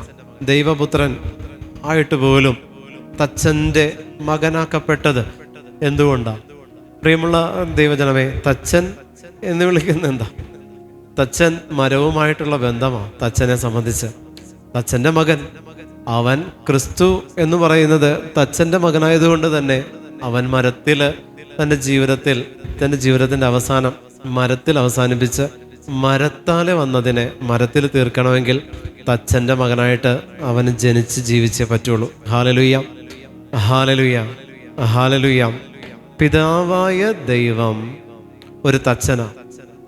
കാരണം ആ തച്ചനാണ് ഒരു മരം വച്ച് പിടിപ്പിച്ചത്. ആ മരം വെച്ച് പിടിപ്പിച്ചിട്ട് പറഞ്ഞു, ഈ മരത്തിൽ നിന്ന് ഒന്നും കഴിക്കരുത്, ഇത് നന്മതിന്മകളെ തിരിച്ചറിവിലേക്കുള്ള മരമാണ്. പിതാവായ ദൈവം ഒരു തച്ചൻ ആയിട്ട് നിങ്ങൾ കണ്ടേ. ആ തച്ചൻ ഉണ്ടാക്കിയ ഉദ്യാനത്തിൽ തച്ചൻ ചെയ്തത് മറ്റൊന്നുമല്ല. ഒരു കല്ലെടുത്ത് വെച്ചിട്ട് ഇതിൽ തുടരുതെന്നല്ല പറഞ്ഞത്, വെള്ളം കാണിച്ചിട്ട് ഇതിൽ തുടരുതെന്നല്ല പറഞ്ഞത്. തച്ചനായ അപ്പൻ കാണിച്ചു തന്നു, ഒരു മരമാണ്. തച്ചൻ കാണിക്കുന്നതേ മരമാകുള്ളൂ. തച്ചനെ മരത്തിൻ്റെ ക്വാളിറ്റിയും മൂപ്പും അറിയാൻ പറ്റുള്ളൂ. ആ തച്ചൻ പറഞ്ഞു, ഈ മരത്തിൽ തുടരുത്. Hallelujah, hallelujah. അതുകൊണ്ട് തന്നെ ക്രിസ്തു ലോകത്തിലേക്ക് കടന്നു വരുമ്പോഴും മരം കാണിച്ചു കൊടുക്കുന്ന ഒരുവനായിരിക്കണം ക്രിസ്തുവിൻ്റെ വളർത്തുപിതാവായിട്ട് ക്രിസ്തുവിനെ സ്വീകരിക്കേണ്ടത്. സ്വർഗത്തിലെ പിതാവ് കാണിച്ചു തന്ന മരത്തിലേക്ക് ക്രിസ്തുവിന് പ്രവേശിക്കേണ്ടതായിട്ടുണ്ട്. അതുകൊണ്ട് തച്ചനായ യൗസേപ്പിനെ ദൈവമായ കർത്താവ് ക്രിസ്തുവിന് കൊടുത്തിട്ട് പറഞ്ഞു, ഈ മരം നിനക്കുള്ളതാണ്. Hallelujah, hallelujah, hallelujah. പരിശുദ്ധ മറിയം എന്ന് പറയുന്ന ഏദൻ തോട്ടത്തിൽ നട്ടുപിടിപ്പിച്ച ഒരു മരമാണ് വിശുദ്ധ കുരിശ്. ഈ വിശുദ്ധ കുരിശിൽ, ആ വിശുദ്ധ കുരിശാകുന്ന മരത്തിൽ നന്മതിന്മകളെ തിരിച്ചറിയാൻ പറ്റും. കാരണം ഈ വിശുദ്ധ കുരിശിൻ്റെ വലതുവശത്ത് നല്ല കള്ളൻ എന്ന് പറയുന്ന ഒരു നന്മയും, ഈ വിശുദ്ധ കുരിശിൻ്റെ ഇടതുവശത്ത് മോശം എന്ന് പറയുന്നൊരു കള്ളൻ എന്ന് പറയുന്ന ഒരു തിന്മയെയും നമുക്ക് കാണാൻ പറ്റുമെങ്കിൽ യഥാർത്ഥത്തിൽ നന്മതിന്മകളെ തിരിച്ചറിയാനുള്ള വൃക്ഷം വിശുദ്ധ കുരിശല്ലേ പ്രിയപ്പെട്ടവരെ? Hallelujah, hallelujah. ഉൽപ്പത്തിയിലെ നന്മതിന്മകളെ തിരിച്ചറിയുന്ന വൃക്ഷത്തെ മനുഷ്യൻ മിസ്യൂസ് ചെയ്തപ്പോൾ യഥാർത്ഥത്തിൽ നന്മതിന്മകളെ തിരിച്ചറിയുവാൻ രണ്ട് നന്മയെയും തിന്മയെയും കൈ ചൂണ്ടിക്കാണിക്കുന്ന തരത്തിൽ ജീവനാകുന്ന ക്രിസ്തു ആ മരത്തിൽ തറയ്ക്കപ്പെട്ടപ്പോൾ ആ മരം ജീവവൃക്ഷമായിട്ട് വിശുദ്ധ കുരിശ് മാറ്റപ്പെട്ടു. ഹല്ലേലൂയ. ജീവനാകുന്ന ഈശോ പറഞ്ഞു, ഞാനാകുന്നു വഴിയും സത്യവും ജീവനും. ജീവനാകുന്ന ക്രിസ്തു വിശുദ്ധ കുരിശെന്ന് പറയുന്ന ജീവനറ്റ മരത്തിൽ, ചലനമറ്റ മരത്തിൽ ജീവനാകുന്ന ക്രിസ്തുവിനെ തറച്ചപ്പോൾ ആ മരം ജീവവൃക്ഷമായിട്ട് മാറ്റപ്പെട്ടപ്പോൾ ആ മരം ഒരേ സമയം ജീവവൃക്ഷവും മറ്റൊരവസരത്തിൽ മറ്റൊരു തരത്തിൽ പറഞ്ഞാൽ ഈ മരം നന്മയെയും തിന്മയെയും ചൂണ്ടിക്കാണിക്കുന്ന നന്മതിന്മകളെക്കുറിച്ചുള്ള തിരിച്ചറിവിൻ്റെ വൃക്ഷമായിട്ട് വിശുദ്ധ കുരിശെന്ന് പറയുന്ന മരം മാറ്റപ്പെട്ടു. ആമേൻ, ഹല്ലേലൂയ. അഭിഷേകത്തോടെ ഹല്ലേലൂയ, ഹല്ലേലൂയ, ഹല്ലേലൂയ. ഈ മരമാണ് പ്രിയപ്പെട്ട ദൈവജനമേ ഏഴ് വ്യാകുലങ്ങളാൽ തീർക്കപ്പെട്ട മരം, 3 ആണികളാകുന്ന പരിശുദ്ധ തൃത്വത്തിൻ്റെ മരം, ചുവട്ടിലെ വളമാകുന്ന പരിശുദ്ധ മറിയത്തിൻ്റെ വളർന്നു വന്ന മരമാണ് വിശുദ്ധ കുരിശെന്ന് പറയുന്ന മരം. ഈ മരം ഏദൻ തോട്ടം എന്ന് പറയുന്ന പരിശുദ്ധ അമ്മ എന്ന് പറയുന്ന ഏദൻ തോട്ടത്തിൽ നട്ടുപിടിപ്പിച്ച മരമാണ്. അതുകൊണ്ടാണ് ഈ കുരിശിൻ ചുവട്ടിലിരിക്കുന്ന പരിശുദ്ധ അമ്മയിൽ നിന്ന് വളം സ്വീകരിച്ച് നിലകൊള്ളുന്നത്. ആമേൻ, ഹല്ലേലൂയ. അഭിഷേകത്തോടെ ഹല്ലേലൂയ, വിശ്വാസത്തോടെ ഹല്ലേലൂയ. ഈ കുരിശിനെ തകർക്കാൻ ഒരു ശക്തിക്കും പറ്റില്ല. ഈ കുരിശിനെ തകർക്കാൻ ഒരു ശക്തിക്കും പറ്റില്ല. പ്രിയപ്പെട്ട ദൈവജനമേ, കുരിശിനെ തകർക്കാൻ ഒരു ശക്തിക്കും പറ്റും. അതുകൊണ്ട് തന്നെ മുട്ടുകുത്തി കരങ്ങൾ വിരിച്ച് പിടിച്ച് കുരിശാകൃതിയിൽ നിന്ന് നിങ്ങൾ പ്രാർത്ഥിക്കണം. നിങ്ങൾ പ്രാർത്ഥിക്കുമ്പോൾ നിങ്ങൾ മുട്ടുകുത്തി കരങ്ങൾ വിരിച്ച് പിടിച്ച് കുരിശാകൃതിയിൽ പ്രാർത്ഥിക്കണം. കുരിശിൻ്റെ മരത്തിൻ്റെ തച്ചനും പ്രാധാന്യമുണ്ട്. ക്രിസ്തുവിൻ്റെ ജനനത്തിൽ തച്ചൻ്റെ പ്രാധാന്യത്തെയാണ് ഈശോ നമുക്ക് പറഞ്ഞു തരുന്നത് പരിശുദ്ധാത്മാവിലൂടെ. വെറുതെ ഒരു തച്ചനായ യോസേപ്പിനെ കൊണ്ടുവന്ന് നിർത്തിയതല്ല. ഏതെങ്കിലും നിയമജ്ഞനോ പരിസയനോ ഒക്കെ ആകാം, അതല്ലെങ്കിൽ ഏതെങ്കിലും സമൂഹത്തിൽ നല്ല സ്ഥാനം വഹിക്കുന്ന ഒരു യഹൂദനോ ആകാമായിരുന്നു ക്രിസ്തുവിൻ്റെ വളർത്തുപിതാവായിട്ട്. പക്ഷേ സ്വർഗം തിരഞ്ഞെടുത്തത് ആരെയാണെന്നുള്ളതാണ് പ്രാധാന്യമർഹിക്കുന്ന കാര്യം. തച്ചന ഉൽപ്പത്തിയുടെ പുനരാവിഷ്കരണം നടന്നേ പറ്റുള്ളൂ. തച്ചൻ തന്നെ വരണം. മരം നട്ടുപിടിപ്പിച്ചവൻ, മരത്തിൽ പണിയുന്നവൻ തന്നെ ആയിരിക്കണം ക്രിസ്തുവിൻ്റെ അപ്പനായിട്ട് വരേണ്ടത്. ഹാലലുയ. അഭിഷേകത്തോടെ ഹാലലുയ, ഹാലലുയ, ഹാലലുയ. വചനം പഠിപ്പിക്കുന്നു, അനന്തരം അവൾ ഭൂമിയിൽ പ്രത്യക്ഷപ്പെടുകയും മനുഷ്യരുടെ ഇടയിൽ വസിക്കുകയും ചെയ്തു. 4-ാമത്തെ അധ്യായം 1-ാമത്തെ വാക്യം വീണ്ടും വായിക്കുന്നു. ദൈവകൽപ്പനകളുടെ പുസ്തകവും ശാശ്വതമായ നിയമവും അവളാണ്. ദൈവകൽപ്പനകളുടെ പുസ്തകവും ശാശ്വതമായ നിയമവും ആരാണ്? പരിശുദ്ധമ്മയാണ്. ദൈവകൽപ്പനകളുടെ പുസ്തകമാണ് പരിശുദ്ധ മറിയം. ശാശ്വതമായ നിയമമാണ് അവൾ. ദൈവകൽപ്പന മോശയ്ക്ക് കൊടുത്തു, 10 കൽപ്പന കൊടുത്തു.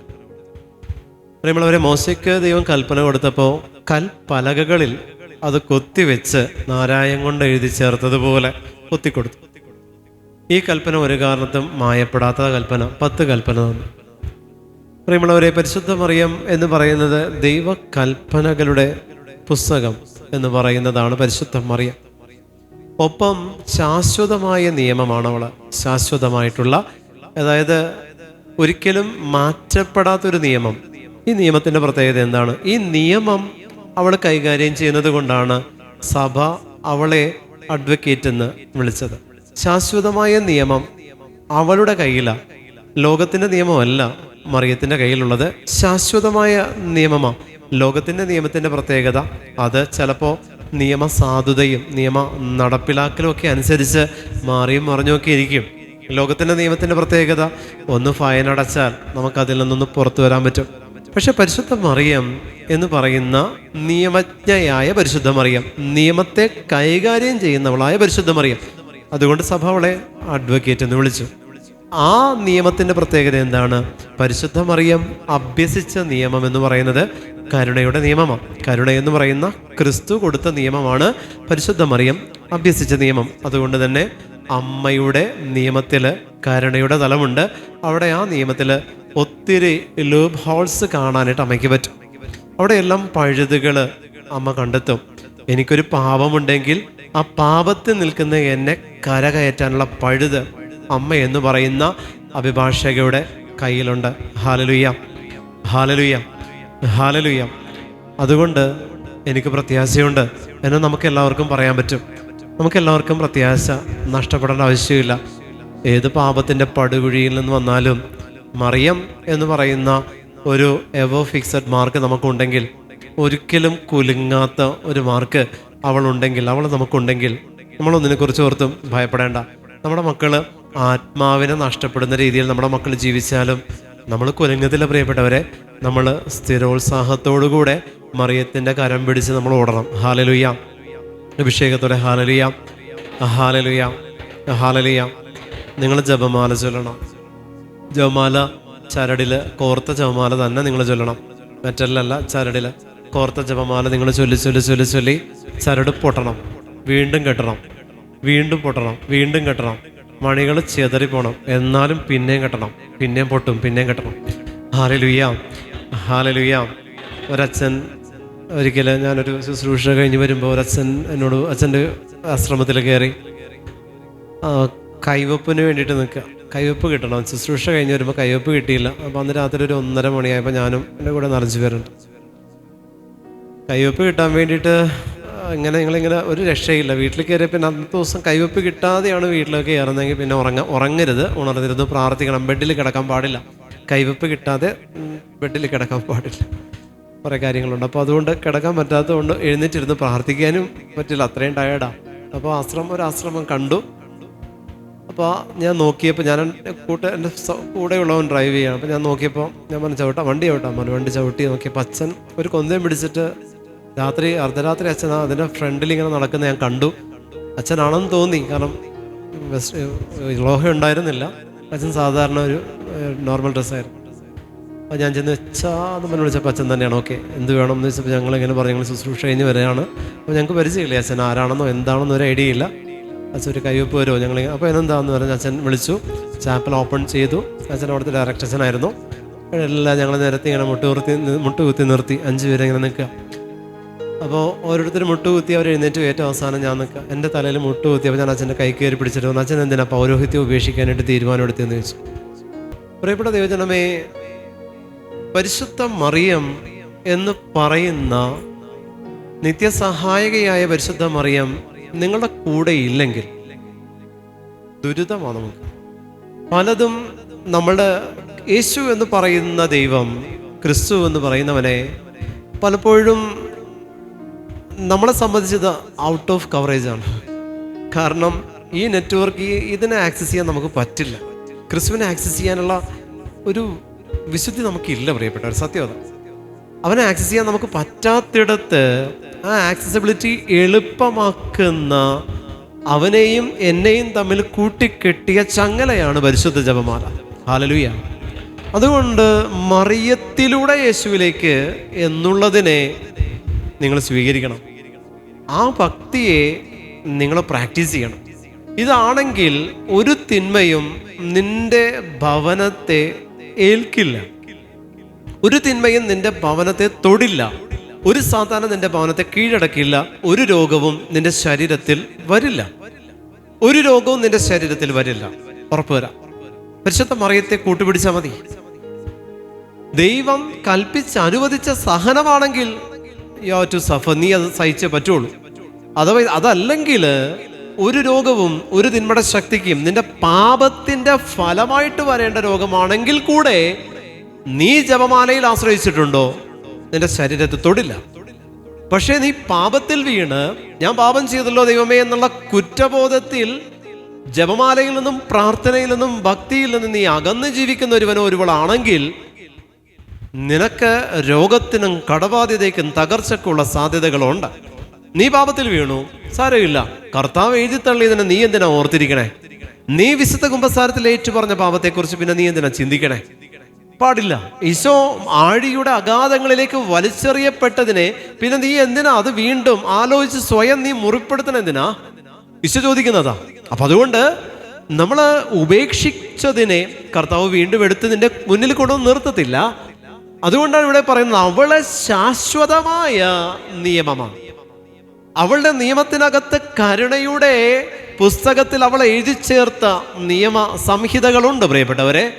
അവിടെ ഒരുപാട് സാധ്യതകൾ എൻ്റെ പാപത്തിലായിരിക്കെ തന്നെ എൻ്റെ പാപത്തിൽ നിന്ന്, പാപത്തിൻ്റെ പടുകുഴിയിൽ നിന്ന് എന്നെ വീണ്ടെടുക്കാനുള്ള സാധ്യതകൾ പരിശുദ്ധ മറിയത്തിലുണ്ട്. ആ സാധ്യതകളെ നോക്കിയിരിക്കുന്നവളാണ് പരിശുദ്ധ മറിയം.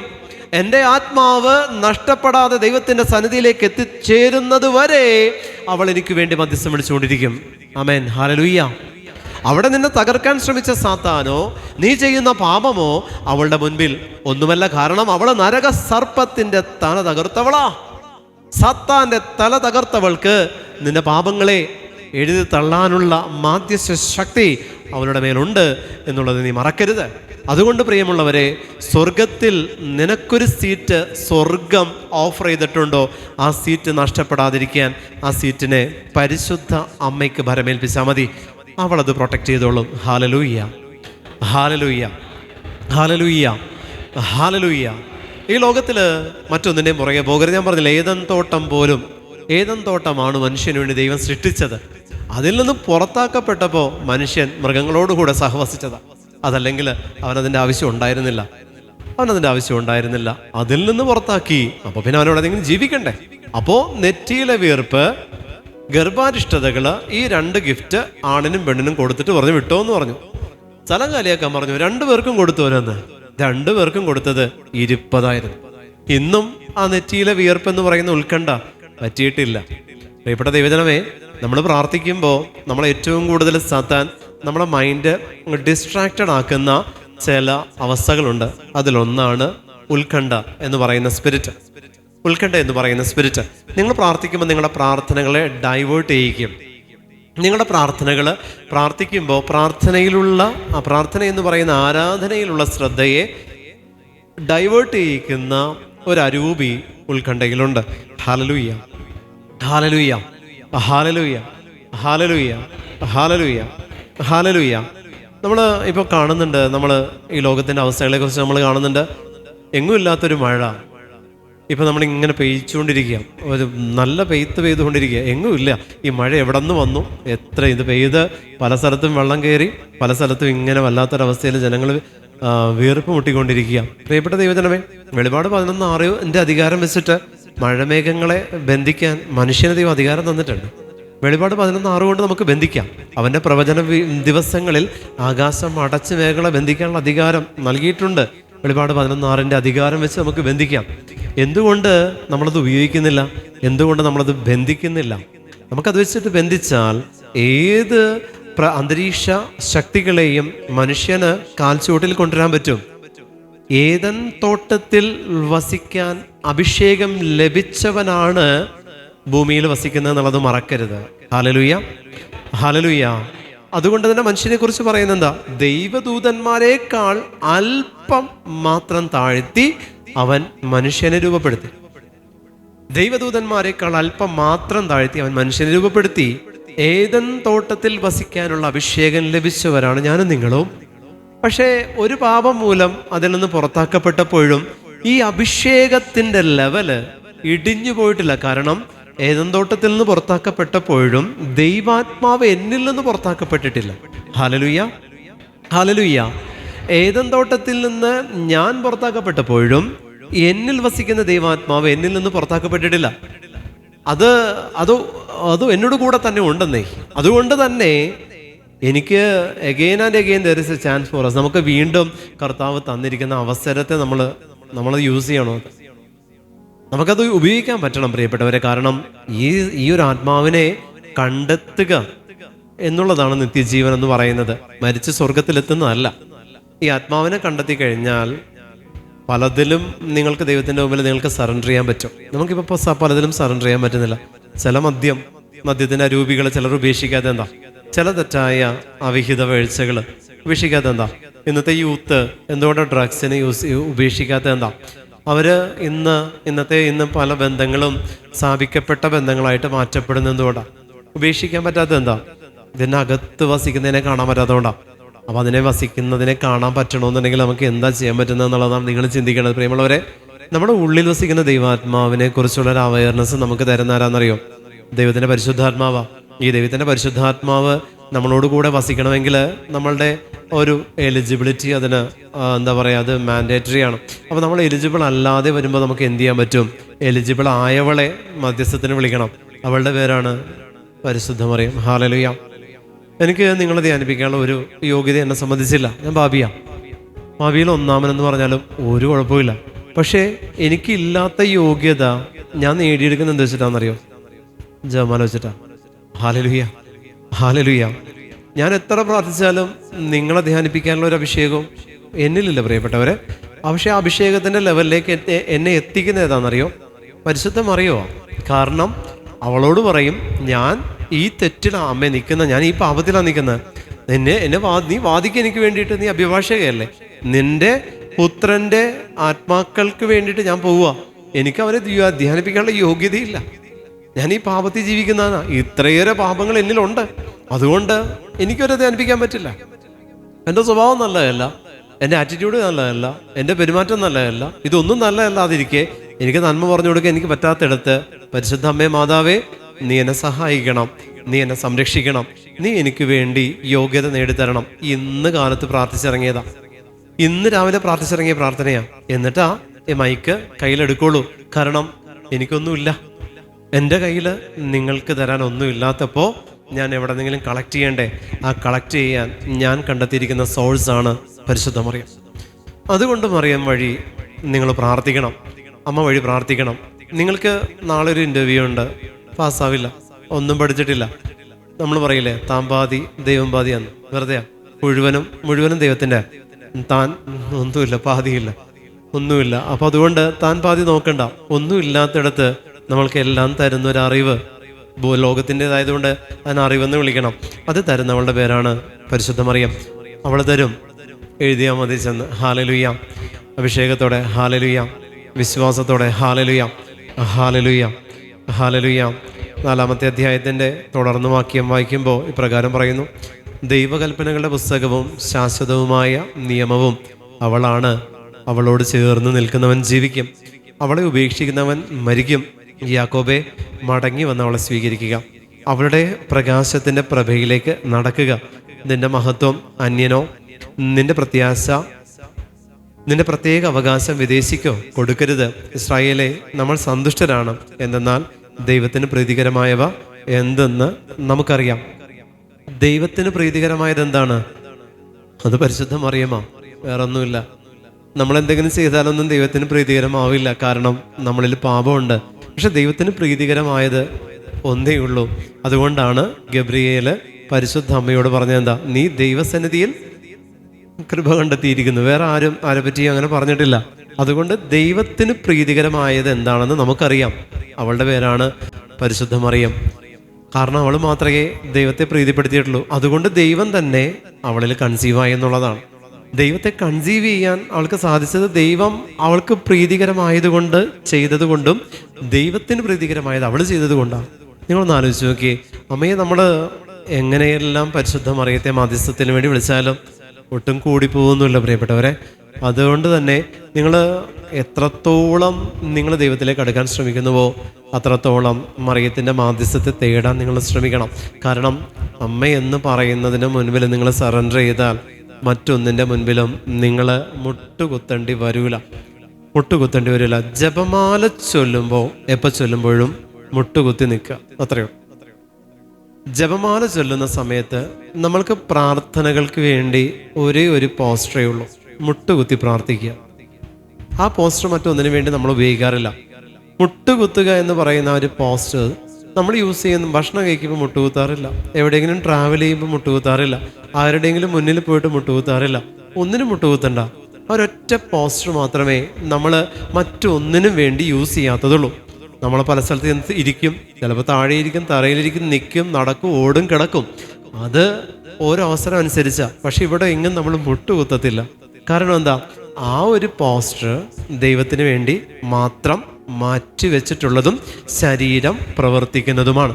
ഹല്ലേലൂയ. അതുകൊണ്ട് ഈ പോസ്റ്റർ മറ്റൊന്നിനു വേണ്ടി കൊടുക്കരുത്. അപ്പോൾ പ്രാർത്ഥിക്കുമ്പോൾ ഈ പോസ്റ്ററിലായിരിക്കണം മുട്ടുകുത്തി പ്രാർത്ഥിക്കുക. ജപമാല ചൊല്ലുമ്പോൾ മുട്ടുകുത്തി നിന്ന് ജപമാലയില്ല. മുട്ടിന് എന്തെങ്കിലും ബുദ്ധിമുട്ടുണ്ടെങ്കിൽ നിർബന്ധമായിട്ട് നിങ്ങൾ മുട്ടുകുത്തി തന്നെ ചെല്ലണം. അപ്പോൾ സഹനം കൂടെ നിങ്ങൾക്ക് കിട്ടും. Hallelujah, hallelujah. ഒട്ടും മുട്ടുകുത്താൻ പറ്റാത്ത രീതിയിൽ ശക്തമായിട്ടുള്ള പെയിനാണെങ്കിൽ നിർബന്ധമായിട്ട് മുട്ടുകുത്തണം. കാരണം അപ്പോൾ കൃപ കൂടുതൽ കിട്ടും. ഹല്ലേലൂയ. കൈ എവിടെയെങ്കിലും സപ്പോർട്ട് ചെയ്യാം, എന്നാലും കുഴപ്പമില്ല, മുട്ടുകുത്തുന്നതിൽ നിന്ന് മാറരുത്. അങ്ങനെ മുട്ടുകുത്തി പ്രാർത്ഥിക്കുമ്പോൾ ഈശോ പറഞ്ഞില്ലേ, നിങ്ങൾ ഭൂമിയുടെ ഉപ്പാണ്, അതുകൊണ്ട് കല്ലുപ്പ് നിരത്തിയിട്ട് അതിൽ മുട്ടുകുത്തി എന്നാൽ ഇരട്ടി അഭിഷേകം കിട്ടും. Hallelujah, hallelujah, hallelujah. നിങ്ങൾ ഭൂമിയുടെ ഉപ്പാണ്, മറക്കരുത്. അപ്പം നമ്മൾ അതുകൊണ്ട് തന്നെ നിങ്ങൾ പ്രാർത്ഥിക്കുമ്പോൾ ഇവിടെ പരിശുദ്ധ മറിയത്തെക്കുറിച്ച് പറഞ്ഞിരിക്കുന്നൊരു മറ്റൊരു കാര്യം കണ്ടോ. നിൻ്റെ അവകാശത്തെ, നിൻ്റെ മഹത്വം അന്യനോ നിൻ്റെ പ്രത്യേക അവകാശം വിദേശിക്കോ കൊടുക്കരുത്. നിൻ്റെ പ്രത്യേക അവകാശമാണ് പരിശുദ്ധ മറിയം, അത് വിദേശിക്ക് കൊടുക്കരുത്. വിദേശി എന്ന് പറയുന്നത് പ്രിയപ്പെട്ടവരെ, ഞാൻ ഉപേക്ഷിക്കുന്നതും ഞാൻ ചെന്നെത്താത്ത ഒരു ഡെസ്റ്റിനേഷനാണ് ആ ഒരു വിദേശി എന്ന് പറയുന്ന ഒരു തലം. അല്ലാതെ വിദേശീയനായ ഒരു വ്യക്തിയെക്കുറിച്ചല്ല അവർ പറയുന്നത്. എനിക്ക് പോകേണ്ടതല്ലാത്ത, എൻ്റെ സ്വന്തമല്ലാത്തതെല്ലാം എന്നെ സംബന്ധിച്ച് വിദേശീയരാ. കാരണം എൻ്റെ ക്രിസ്തുവിനോട് ചേർന്ന് ജീവിക്കുന്നതാണ് സ്വദേശം. ദൈവത്തിൻ്റെ സ്വദേശം എന്ന് പറയുന്നത് ക്രിസ്തുവിനോട് ചേർന്ന് നിൽക്കുന്നതാണെങ്കിൽ, വിദേശം എന്നെ സംബന്ധിച്ച് ഞാൻ ആയിരിക്കേണ്ടതല്ലാത്ത അവസ്ഥകളുണ്ട്. എൻ്റെ പാപം ഇത് എന്നെ സംബന്ധിച്ച് വിദേശിയാണ്, ഞാൻ അവിടെ കൊടുക്കാൻ പാടില്ല എൻ്റെ അമ്മയെ. പ്രിയമുള്ള ദൈവജനമേ, ദൈവം എനിക്ക് തന്നിരിക്കുന്ന പ്രത്യേക മഹത്വത്തിൻ്റെ പേരാണ് പരിശുദ്ധ മറിയം. ദൈവം എനിക്ക് തന്നിരിക്കുന്ന പ്രത്യേക അവകാശത്തിൻ്റെ പേരാണ് പരിശുദ്ധ മറിയം. ആ മറിയം എന്ന് പറയുന്ന അവകാശത്തെ എനിക്ക് കിട്ടിയിട്ട് ഈ അവകാശം ഞാൻ എന്തിനാ നിഷേധിക്കണേ? കുരിശിൽ കിടന്നിട്ട് ക്രിസ്തു പറഞ്ഞില്ലേ യോഹന്നാനോട്, ഇതാ നിന്റെ അമ്മ. പരിശുദ്ധ അമ്മ പറഞ്ഞെന്താ? ഇതാ കർത്താവിൻ്റെ ദാസി. Okay, hallelujah, hallelujah, hallelujah. ഇത് തന്നെയാണ് കർത്താവിൻ്റെ എന്നുള്ളിടത്ത് ക്രിസ്തു മറ്റൊരു വേർഡ് കൂട്ടിച്ചേർത്തു, നിന്റെ. Okay, hallelujah, hallelujah, hallelujah. ദാസി എന്നുള്ളിടത്ത് ക്രിസ്തു മറ്റൊരു വേർഡ് കൂട്ടിച്ചേർത്തു, അമ്മ. ഇതാ കർത്താവിൻ്റെ ദാസി എന്ന് അമ്മ പറഞ്ഞപ്പോൾ പുത്രൻ പറഞ്ഞു, ഇതാ നിന്റെ അമ്മ. ഹല്ലേലൂയ. അതിൽ നിന്ന് നിങ്ങൾക്ക് എന്ത് മനസ്സിലായി? കർത്താവേ, എന്താ മനസ്സിലായത്? അതിൽ നിന്ന് നിങ്ങൾക്ക് എന്താ മനസ്സിലായി? അല്ല സൂപ്പർ ബാച്ച്. രാവിലെ തൊട്ട് 4 മണി വരെ വെള്ളം കോരിയിട്ട് അവസാനം ചോദിച്ചു എന്ത് മനസ്സിലായെന്ന് ചോദിച്ചപ്പോൾ എന്താ പ്രിയപ്പെട്ടവരെ മനസ്സിലായി? ഞാൻ പറഞ്ഞ വല്ലതും മനസ്സിലായോ? ഞാൻ ആരോടാ പ്രസംഗിച്ചേ? എന്താ നിങ്ങൾക്ക് മനസ്സിലായേ? വിളിക്കപ്പെട്ടവരെങ്കിലും എന്താ നിങ്ങൾക്ക് മനസ്സിലായേ? നിങ്ങൾക്കൊന്നും മനസ്സിലായില്ല എന്ന് എനിക്ക് മനസ്സിലായി. എന്നാലും ഒരു കാര്യമുണ്ട് പ്രിയപ്പെട്ട, ഇത് യൂട്യൂബിലുണ്ടാവും, നിങ്ങൾ വീണ്ടും കേൾക്കുക കേട്ടോ. നിങ്ങൾ വീണ്ടും ആവർത്തിച്ച് കേൾക്കുക. എനിക്ക് തന്നെ ഒന്നും മനസ്സിലായിട്ടില്ല, സത്യത. ഇതാ കർത്താവിൻ്റെ ദാസി എന്ന് പരിശുദ്ധ അമ്മ പറഞ്ഞപ്പോൾ ക്രിസ്തു അതുപോലെ തന്നെ പറഞ്ഞൊരു വേർഡാണ്, ഇതാ നിന്റെ അമ്മ. ഇതിനെ രണ്ടിനെ എങ്ങനെ നിങ്ങൾ കൂട്ടി വെച്ചാൽ എന്ത് നിങ്ങൾക്ക് മനസ്സിലായി? ഇതിനെപ്പറ്റി നിങ്ങൾ വേറെ എവിടെയെങ്കിലും കേട്ടിട്ടുണ്ടോ? ആരെങ്കിലും പ്രസംഗിച്ചിട്ടുണ്ടോ? ഇല്ല. അപ്പോൾ അന്ന് പറ ഇതാ നിന്റെ അമ്മ എന്ന് പരിശുദ്ധ മറിയം പറഞ്ഞു. പുത്രൻ പറഞ്ഞു ഇതാ കർത്താവിൻ്റെ ദാസി എന്ന് പറയുന്നിടത്ത് ഇതാ കർത്താവിൻ്റെ ദാസി എന്ന് അമ്മ പറഞ്ഞപ്പോൾ പുത്രൻ പറഞ്ഞു ഇതാ നിന്റെ അമ്മ. എല്ലാവരും പറഞ്ഞത് എന്താണ്? യോഹന്നാനോട് പറഞ്ഞതാണ് എന്തെന്ന്? ഇതാ നിന്റെ അമ്മ. എല്ലാ പ്രാസംഗികരും പറയുന്നത് എന്താ? ഇത് യോഹന്നാനിലൂടെ പരിശുദ്ധ അമ്മയെ ലോകത്തിന് നൽകി. എന്താ അവിടെ സംഭവിച്ചത്? യഥാർത്ഥത്തിൽ എന്താ അവിടെ? ലോകത്തിന് പരിശുദ്ധമ്മയെ നൽകാൻ ഈ ക്രിസ്തു യോഹന്നാനെ കാണിച്ചു കൊടുത്തിട്ട് ഇതാ നിന്റെ അമ്മ എന്ന് പറഞ്ഞുകൊണ്ട് ലോകത്തിന് നൽകുന്നതിനോ ഇതാ ലോകത്തിന്റെ അമ്മ നീ വെച്ചോ എന്ന് പറഞ്ഞാൽ പോരെ? ഇതാ നിന്റെ. അവിടെ കർത്താവ് നിങ്ങളുടെ എന്ന് പറയുന്ന രീതിയിൽ പോലും പറഞ്ഞില്ല, നിന്റെ. പേഴ്സണലൈസ് ചെയ്ത് പരിശുദ്ധ അമ്മയെ ക്രിസ്തു യോഹന്നാന് കൊടുത്തു. Hallelujah, hallelujah, hallelujah. പക്ഷേ ഇതാ നിന്റെ അമ്മ, പരിശുദ്ധ മറിയത്തിന്റെ വാക്കുകൾ തന്നെ പുത്രനായ യേശു ക്രിസ്തു കടമെടുക്കുക. അവസാനത്തെ വാക്കുകളിൽ അവസാനത്തെ ക്രിസ്തുവിൻ്റെ 7 അന്ത്യവചസ്സുകളിൽ ഒന്ന് പരിശുദ്ധ അമ്മ ഉരുവിട്ട പ്രഥമ വചസ്സിൻ്റെ മറ്റൊരു ആസ്വാദനത്തെ മനുഷ്യർക്ക് മുന്നിൽ ദൈവമായ കർത്താവായ യേശു ക്രിസ്തു വെളിപ്പെടുത്തി തന്നതാണ്. ഇതാ നിന്റെ അമ്മ എന്ന് പറയുന്ന ആ ഒരു ബോധ്യത്തെക്കുറിച്ച്. ആമേൻ, ഹല്ലേലൂയ, ഹല്ലേലൂയ, ഹല്ലേലൂയ, ഹല്ലേലൂയ. ഇവിടെ പറഞ്ഞിരിക്കുന്ന മറ്റൊരു കാര്യമുണ്ട്. നിന്റെ മഹത്വം അന്യനോ നിന്റെ പ്രത്യേക അവകാശം വിദേശിക്കോ കൊടുക്കരുത്. ഇസ്രായേലെ, നമ്മൾ സന്തുഷ്ടരാണ്, എന്തെന്നാൽ ദൈവത്തിന് പ്രീതികരമായവ എന്തെന്ന് നമുക്കറിയാം. ഇസ്രായേലെ എന്ന് വിളിച്ചുകൊണ്ട് ഇവിടെ ബറൂക്കിലൂടെ ദൈവമായ കർത്താവ് നമ്മളോട് സംസാരിക്കുന്നുണ്ട്. ദൈവത്തിന് പ്രീതികരമായത് എന്താണെന്ന് നമുക്കറിയാം. ആ പ്രീതികരമായതാണ് പരിശുദ്ധ മറിയം, മറ്റൊന്നുമല്ല, പരിശുദ്ധ മറിയം. ആ ദൈവത്തിന് പ്രീതികരമായത് മറ്റൊരാൾക്ക് നിങ്ങൾ കൊടുക്കരുത്, വിദേശിക്ക് കൊടുക്കരുത് ഒന്നും പറഞ്ഞുകൊണ്ട് നമുക്ക് തന്നിരിക്കുന്ന ഒരു ഗിഫ്റ്റ്. ഇത് തന്നെയാണ് കർത്താവ് ശിഷ്യരോടും പറഞ്ഞത്.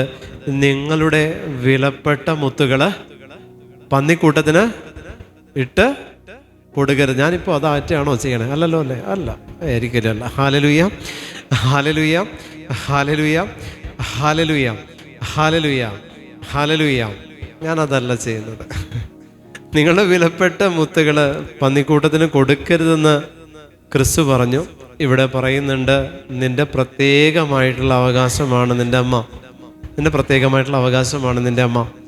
പ്രിയമുള്ളവരെ, തഴയപ്പെട്ടിടത്ത് നിന്ന് പിടിച്ച് കയറണേ. നിങ്ങളെ ആരെങ്കിലും തഴഞ്ഞിട്ടുണ്ടോ, ഒറ്റപ്പെടുത്തിയിട്ടുണ്ടോ? അതാണ് നിങ്ങളുടെ ഫുഡ് ബോർഡ്. അവിടെ നിന്ന് അത് നല്ല ഏറ്റവും ബെസ്റ്റ് ചവിട്ടുപടിയാണ്. അവിടെ നിന്ന് കയറണം നിങ്ങൾ. അതിലും താഴേക്ക് നിങ്ങൾ പോവില്ല. ഓക്കെ, ബാക്കിയുള്ളത് ചിലപ്പോൾ നിങ്ങൾ നിൽക്കുന്ന പ്രതലം എന്ന് പറയുന്നത് ചിലപ്പോൾ കുഴാന്നോ വഴാന്നോ ഇരിക്കുന്നതായിരിക്കും. പക്ഷെ നിങ്ങളെ ചവിട്ടി തേച്ചില്ലേ ആരെങ്കിലും, അതാണ് നിങ്ങളുടെ ഫുഡ് ബോർഡ്. അവിടുന്ന് ആ പ്രതലം ഉറച്ച പ്രതലമാണ്. അവിടുന്ന് നിങ്ങൾക്ക് അതിലൊരു ഫോഴ്സ് കൊടുത്താൽ യു ക്യാൻ ക്ലൈം ഈസിലി. നിങ്ങൾക്ക് ഈസി ആയിട്ട് അടുത്ത ചുവടുകൾ കയറാൻ പറ്റുന്ന ഏറ്റവും അടിസ്ഥാന ശീലയാണത്. യേശു ഇവിടെ പറഞ്ഞു നിൻ്റെ അമ്മ.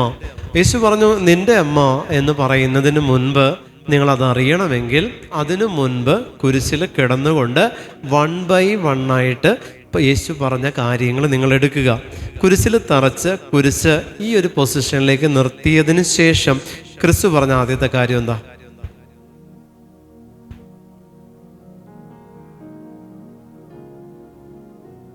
തേങ്ങാക്കോല. ഹല്ലേലൂയ, ഹല്ലേലൂയ. ഇവിടെ നിങ്ങൾ ഇന്ന് ചത്തുപോയി എന്ത് ചെയ്യും?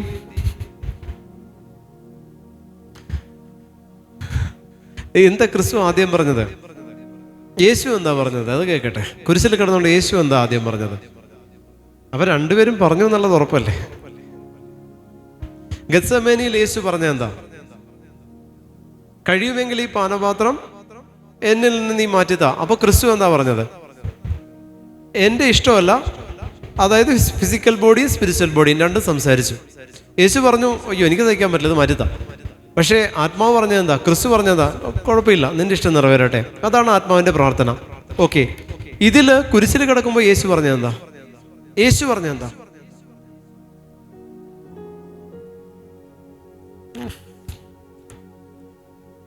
നിങ്ങളിന്ന് പോയിരുന്ന് ധ്യാനിക്കേ, രാത്രി സമയമുണ്ട്, ധ്യാനിക്കേ. കാരണം ഇതെല്ലാം എടുത്തിട്ട് എനിക്ക് നിങ്ങളെ പഠിപ്പിച്ചു തരാൻ നഴ്സറി സ്റ്റാൻഡേർഡ് അല്ലല്ലോ. നിങ്ങൾ കുറേ കൂടെ മെച്ചുവേർഡായിട്ടുള്ളൊരു ഗ്രൂപ്പായിട്ടാണ് ഞാൻ കരുതുന്നത്. അതുകൊണ്ട് എനിക്ക് അത്രയും താഴേക്ക് പോകാൻ താല്പര്യമില്ല. അതുകൊണ്ട് നിങ്ങൾ യേശുവിൻ്റെ 7 അന്ത്യവചസ്സുകളെടുത്ത് ധ്യാനിക്കുമ്പോൾ ഈ ഓരോ അന്ത്യവചസ്സുകളും 1 by ഓരോന്നിനോട് കണക്റ്റഡ് ആണ്. ആ കണക്ട് ചെയ്യുന്ന രീതിയിൽ ക്രിസ്തു പറഞ്ഞത് ആണ് ഇതാ നിൻ്റെ അമ്മ. ഓക്കെ, ഇതാ നിൻ്റെ അമ്മ എന്ന് പറഞ്ഞത് കണക്ട് ചെയ്തിട്ടാണ്. ആദ്യം പറഞ്ഞത് ഇതാ നിൻ്റെ അമ്മ എന്നാണോ ഇതാ നിൻ്റെ മകൻ എന്നാണോ? പെട്ടു. ആദ്യം പറഞ്ഞത് കോഴിയാണോ മുട്ടയാണോ ആദ്യം ഉണ്ടായെന്ന് ചോദിച്ച പോലെ ആദ്യം പറഞ്ഞത് എന്താ പ്രിയപ്പെട്ടവരെ?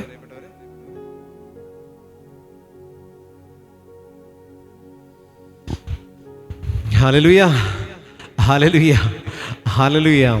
ഇതിൽ രണ്ട് പ്രതിഭാസങ്ങൾ നമുക്ക് കാണാൻ പറ്റും.